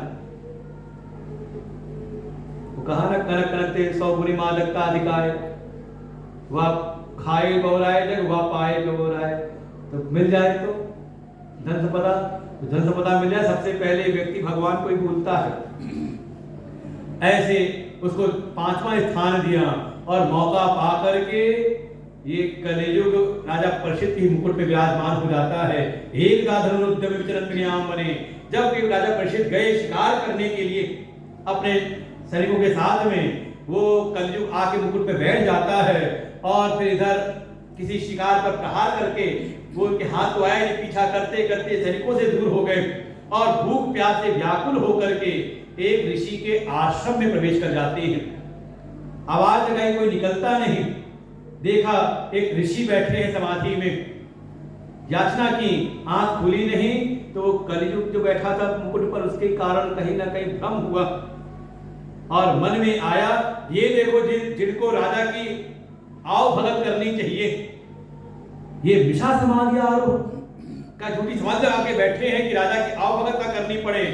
अभी इनकी परीक्षा लेता हूं। ये परीक्षित नाम का ऐसे पड़ा था, जन्म का नाम था विष्णुनाथ, लेकिन इनका एक स्वभाव था भगवान के दर्शन गर्भ में कर लिए थे। तो जब किसी गोद में जाते तो परीक्षक की भावना से देखते, ये वही तो नहीं, तो इनका उपनाम पड़ गया था परीक्षित। तो स्वभाव था वही, एक तीर से मरा हुआ कोई सांप था, लेकर के डाल दिया उनके गले में कि अभी डर करके उठेंगे तो इनको बताऊंगा मैं फिर। लेकिन समाधि उनकी टूटती नहीं, निराश होकर के वहां से वापस लौट जाते हैं। इधर ये सारी घटना देखी एक आश्रम के ब्रह्मचारी ने, पास में कौशिकी नदी में इन्हीं शमीक ऋषि के पुत्र सिंगी स्नान कर रहे थे। जाके सारी बात बताई। वो जो इनके पुत्र हैं सिंगी, इनको आया क्रोध कि जिन राजाओं को अपनी इन संतों की ब्राह्मणों की रक्षा करनी चाहिए, आज ये उनका तिरस्कार अपमान कर रहे हैं, अपनी मर्यादा का उल्लंघन कर रहे हैं। वही कौशिकी नदी के जल को लेकर के हाथ में श्राप दिया कि इन्होंने मेरे पिता के गले में मरा सांप डाला, मैं श्राप देता हूं। इति लंघित मर्यादम तक्षका सप्तमे हनि, आज से 7वें दिन तक्षक के काटने से परीक्षित की मृत्यु होगी। श्राप देकर के वहीं से वापस आए, पिता के गले से सांप हटाया, पिता की समाधि टूटी। पिता को सब बात बताई, पिता को अच्छा लगा नहीं, कहा चलो अनजाने इतने जो श्राप दे दिया कि राजा परीक्षित धर्मज्ञ हैं, अब उनके बाद ऐसे धर्मनिष्ठ राजा नहीं होंगे। बिना जाने छोटे से अपराध की बड़ी सजा, कम से कम को सूचना तो दे दो। इधर राजा परीक्षित के पूर्व जैसे ही पहुंचे अपने महल में, अहो मया नीच मनारे वकृतम, अरे आज मेरे द्वारा ये नीच कार्य कैसा हो गया। हमारे कुल की परंपरा में किसी ने भी कभी संतों का अपमान नहीं किया, ब्राह्मणों की हमने सेवा की है, आज मेरे द्वारा ये अनजाने में अपराध कैसे हो गया, इसका क्या प्रायश्चित करूं। तभी सूचना मिलती है, आके बताया कि आपने जो किया था ना, उन शमीक ऋषि के पुत्र सिंगी ने आपको श्राप दिया है, आज से 7वें दिन आपको तक्षक काटेगा, जिससे आपकी मृत्यु होगी। केवल 7 दिन शेष हैं आपके पास में, आपके जो भी अपूर्ण कार्य उनको पूर्ण कर लीजिए। सूचना देकर के निकल पड़े और जैसी ये सूचना मिली 7 दिन बाद उनको तो लगा अब संसार में कुछ करने लायक तो कुछ रहा नहीं। बस मन के भीतर एक बात, तत्काल ही अपने राज लक्ष्मी इत्यादि का उन्होंने त्याग किया, अपने पुत्र जन्मेजय को गद्दी सौंप दी और बिल्कुल अपनी राष्ट्रीय वेशभूषा को त्याग करके साधारण सात्विक वस्त्रों को पहन लिया और अनशन व्रत धारण कर लिया और निकल पड़े। घर का महल का त्याग किया और चल पड़ते गंगा जी किनारे, होते होते पहुंच गए शुकताल में। बड़े बड़े ऋषि एकत्र होने लगे उनकी महिमा को सुन करके। अत्रि, वशिष्ठ, च्यवन, शरद्वान, धृष्णेमि, पराशर, व्यास सब वहां पर इकट्ठे होने लगे। सबको प्रणाम किया। राजा परीक्षित ने सबसे अपने मन की वही बात पूछते हैं कि जिसके जीवन में 7 दिन ही शेष हैं वो क्या करे। जिसको भी अपनी मृत्यु का निश्चय हो जाए कि अब मुझे मरना है, उसका परम कर्तव्य क्या है, वहीं पर आगमन होता है, पधारते हैं। बोले महामुनि सुखदेव भगवान की जय। तत्र भगवान व्यास पुत्र हो, व्यास नंदन सुखदेव जी वहीं पर आ जाते हैं और जैसे भगवान के रूप स्वरूप का वर्णन ऐसे व्यास पुत्र सुखदेव जी का यहाँ वर्णन किया है। पैर के नख से लेके सिर तक उनके रूप का सुंदर वर्णन किया यहाँ पर। जैसी सुखदेव जी आए, सारे ऋषि मुनि, उसमें उनके पिता व्यास जी हैं, दादाजी पराशर भी हैं, सब उनके ज्ञान और तप के सामने खड़े हो जाते हैं। राजा परीक्षित ने सुखदेव जी की व्यास आसन पर बैठाया, उनकी चरण सेवा की और फिर उनसे पूछा, अतः पृच्छामि संसिद्धिं योगिनां परमं गुरुं पुरुषस्य यत् कार्यं म्रियमाणस्य सर्वदा यत् श्रोतव्यम् अथो जप्यं यत् कर्तव्यं निवि प्रभो स्मर्तव्यं वदनीयं वा ब्रूहि यद्वा विपर्ययम्। हे महामनुष्य सुखदेव जी, बड़ी कृपा की आपने मुझको दर्शन दिया, मुझे इस लायक समझा, आप मेरे पास आए। आप मुझको बस एक ही बात बताइए, मैं एक ही बात जानना चाहता हूं। पुरुषस्य म्रियमाणस्य सर्वथा किम कार्यम, जो पुरुष जो मनुष्य सर्वथा म्रियमाण है, मरणासन है, अर्थात जिसकी मृत्यु निश्चित ही है, ऐसे मनुष्य का परम कर्तव्य क्या है? जिसको एक दिन है, 7 दिन, 8वां दिन नहीं है, किसी ना किसी एक दिन, जिसको एक दिन, जिसको निश्चित ये निश्चय हो जाए कि मुझको मरना ही है, बोध हो जाए अपनी मृत्यु का, तो उसका परम कर्तव्य क्या है?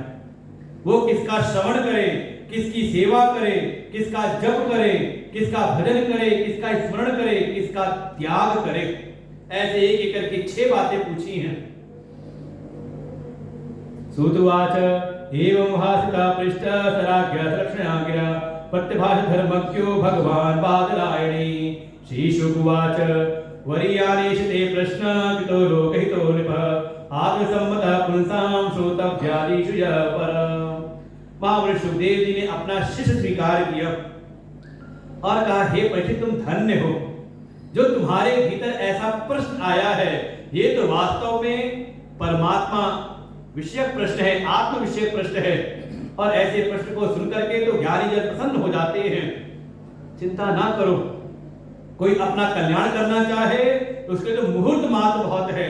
जैसे राजा खटवान को सूचना मिली कि मुहूर्त मात्र केवल 2 घड़ी समय शेष है, उतने समय में ही उन्होंने ध्यान अवस्था में होकर समाधित होकर के अपनी आत्मा को ब्रह्म में समाहित कर लिया और उनका परम कल्याण हुआ।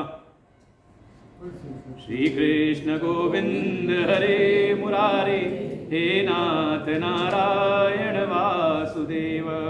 श्री कृष्ण गोविंद हरे मुरारे, हे नाथ नारायण वासुदेव। सुखदेव जी कहते हैं कि अरे 2 घड़ी भी बहुत है, तुम्हारे पास तो 7 दिन का समय है।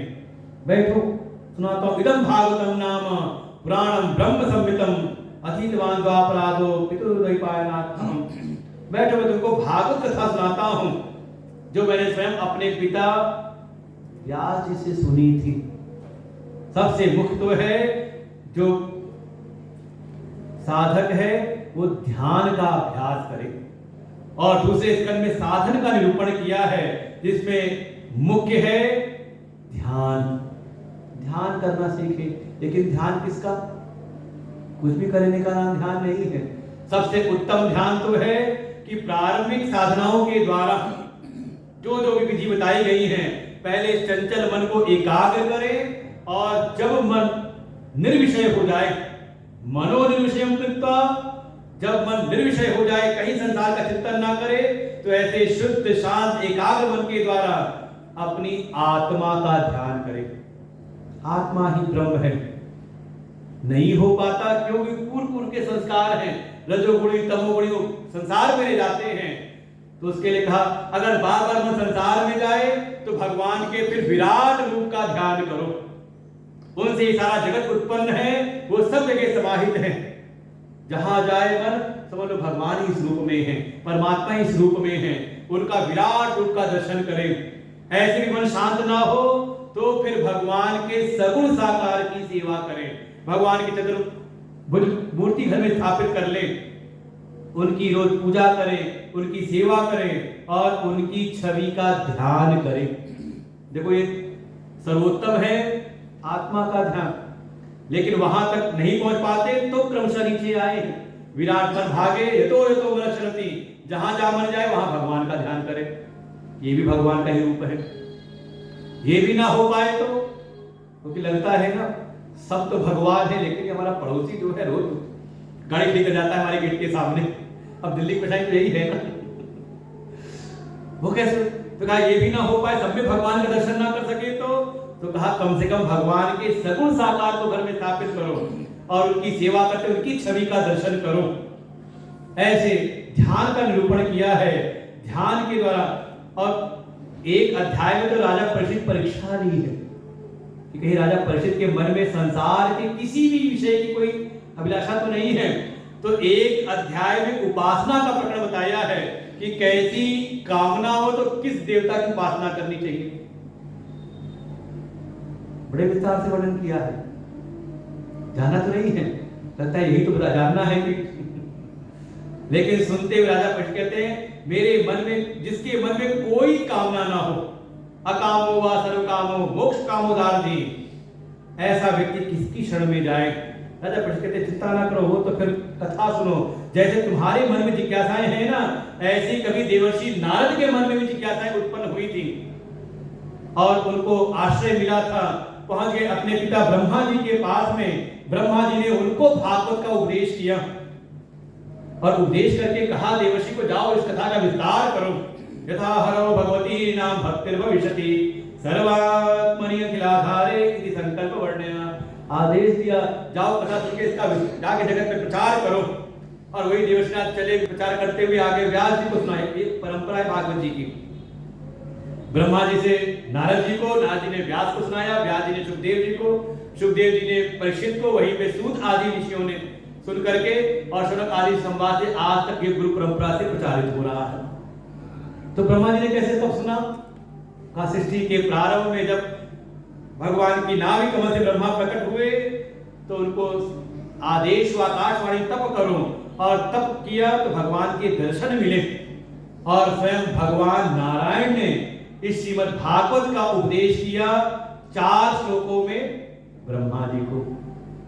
श्री भगवान उवाच अहमेवासमेवाग्रे ज्ञानेन सत्परम पश्चादहं यदेतच्च यो शिष्ये सोऽस्म्यहम् ऋते अर्थविप्रतीयेत न प्रतीयेत चात्मनि तद्विद्यात् आत्मनो मायां यथा भासो यथातमम् यथा महान्ति भूतानि भूतेषु चवचेषु प्रविष्टानि तथा तेषु रतेष्वहम् एतावदेव जिज्ञास्यं तत्र जिज्ञासनात्मना अन्वयगतिरेकाभ्यां यस्या सर्वत्र सर्वदा।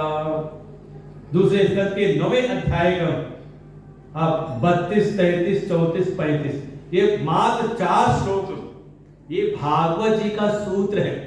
एक श्लोक में सत्य का निरूपण किया कि परम सत्य क्या है, दूसरे श्लोक में माया क्या है उसका निरूपण किया, तीसरे श्लोक में जगत क्या है उसका वर्णन किया, और चौथे में अपनी प्राप्ति का साधन बताया अन्वय व्यतिरेकाभ्याम। ये 2 विधियों के द्वारा भगवान का दर्शन होता है। सब में भगवान को देख लो, और या फिर सबसे मन को हटा करके का सब में किसी में भगवान नहीं है। ये 2 हैं, सब में देख लो या फिर नेति नेति करके निषेध करते हुए परमात्मा का दर्शन होता है। ऐसे 4 श्लोकों में सबसे पहले भगवान नारायण ने ब्रह्मा जी को उपदेश किया। ब्रह्मा जी ने दिया देवर्षि नारद को 3 अध्यायों में। देवर्षि नारद ने विस्तार करके सुनाया व्यास जी को, और व्यास ने इसका ग्रंथन किया 18,000 श्लोकों में। 12 स्कंदों के अंतर्गत यही 4 श्लोक का विस्तार किया 18,000। और जन्मांतर लोग सुनते रहे, कथा पूरी होती नहीं, साथ साथ कथा सुनाई जाती है। एक समय इसी कथा के अंतर्गत वर्णन किया, एक समय महात्मा विदुर की भेंट होती मैत्री ऋषि से, और मैत्री ऋषि से उन्होंने कुछ पूछा और मैत्री ऋषि उनको यही भागवत का उपदेश करते हैं, और सारे सृष्टि का प्रकरण का उनको उपदेश किया, उसी में भगवान की प्राप्ति कैसे करें वो सारे सुनाए। और यहाँ भगवान की आज्ञा पा करके अब ब्रह्मा जी लग जाते हैं सृष्टि के विस्तार में। तो कैसे कैसे सृष्टि का विस्तार हुआ तो हम लोग कल सुनते हैं। आज यहीं पर कथा विश्राम लेती है। श्री कृष्ण गोविंद हरे मुरारी हे नाथ नारायण वासुदेव। श्री कृष्ण गोविंद हरे मुरारी हे नाथ नारायण वासुदेव। श्री कृष्ण गोविंद हरे मुरारी हे नाथ नारायण वासुदेव।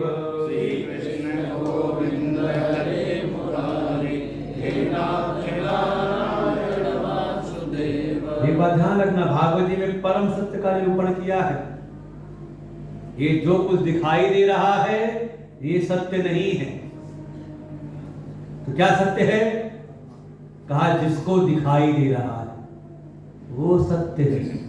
ये दृश्य परिवर्तित बदल जाते हैं इसलिए मिथ्या है, लेकिन जिसको दिखाई दे रहे हैं कहा वो कभी नहीं बदलता। अब देखने वाला आंख नहीं, आंख को भी जो देख रहा है, आंख को भी जान रहा है। ये दृश्य मतलब ये शरीर भी दिखाई दे रहा है, ये अपनी इंद्रियां अनुभव में आ रही है, मन बुद्धि आ रही है, जो कुछ भी जाना जा रहा है सब दृश्य है, सब मिथ्या है। जो जान रहा है, जिसके जानने में आ रही है, जो प्रकाशित कर रहा है वो सत्य है, वही अपना स्वरूप, वही परमात्मा है।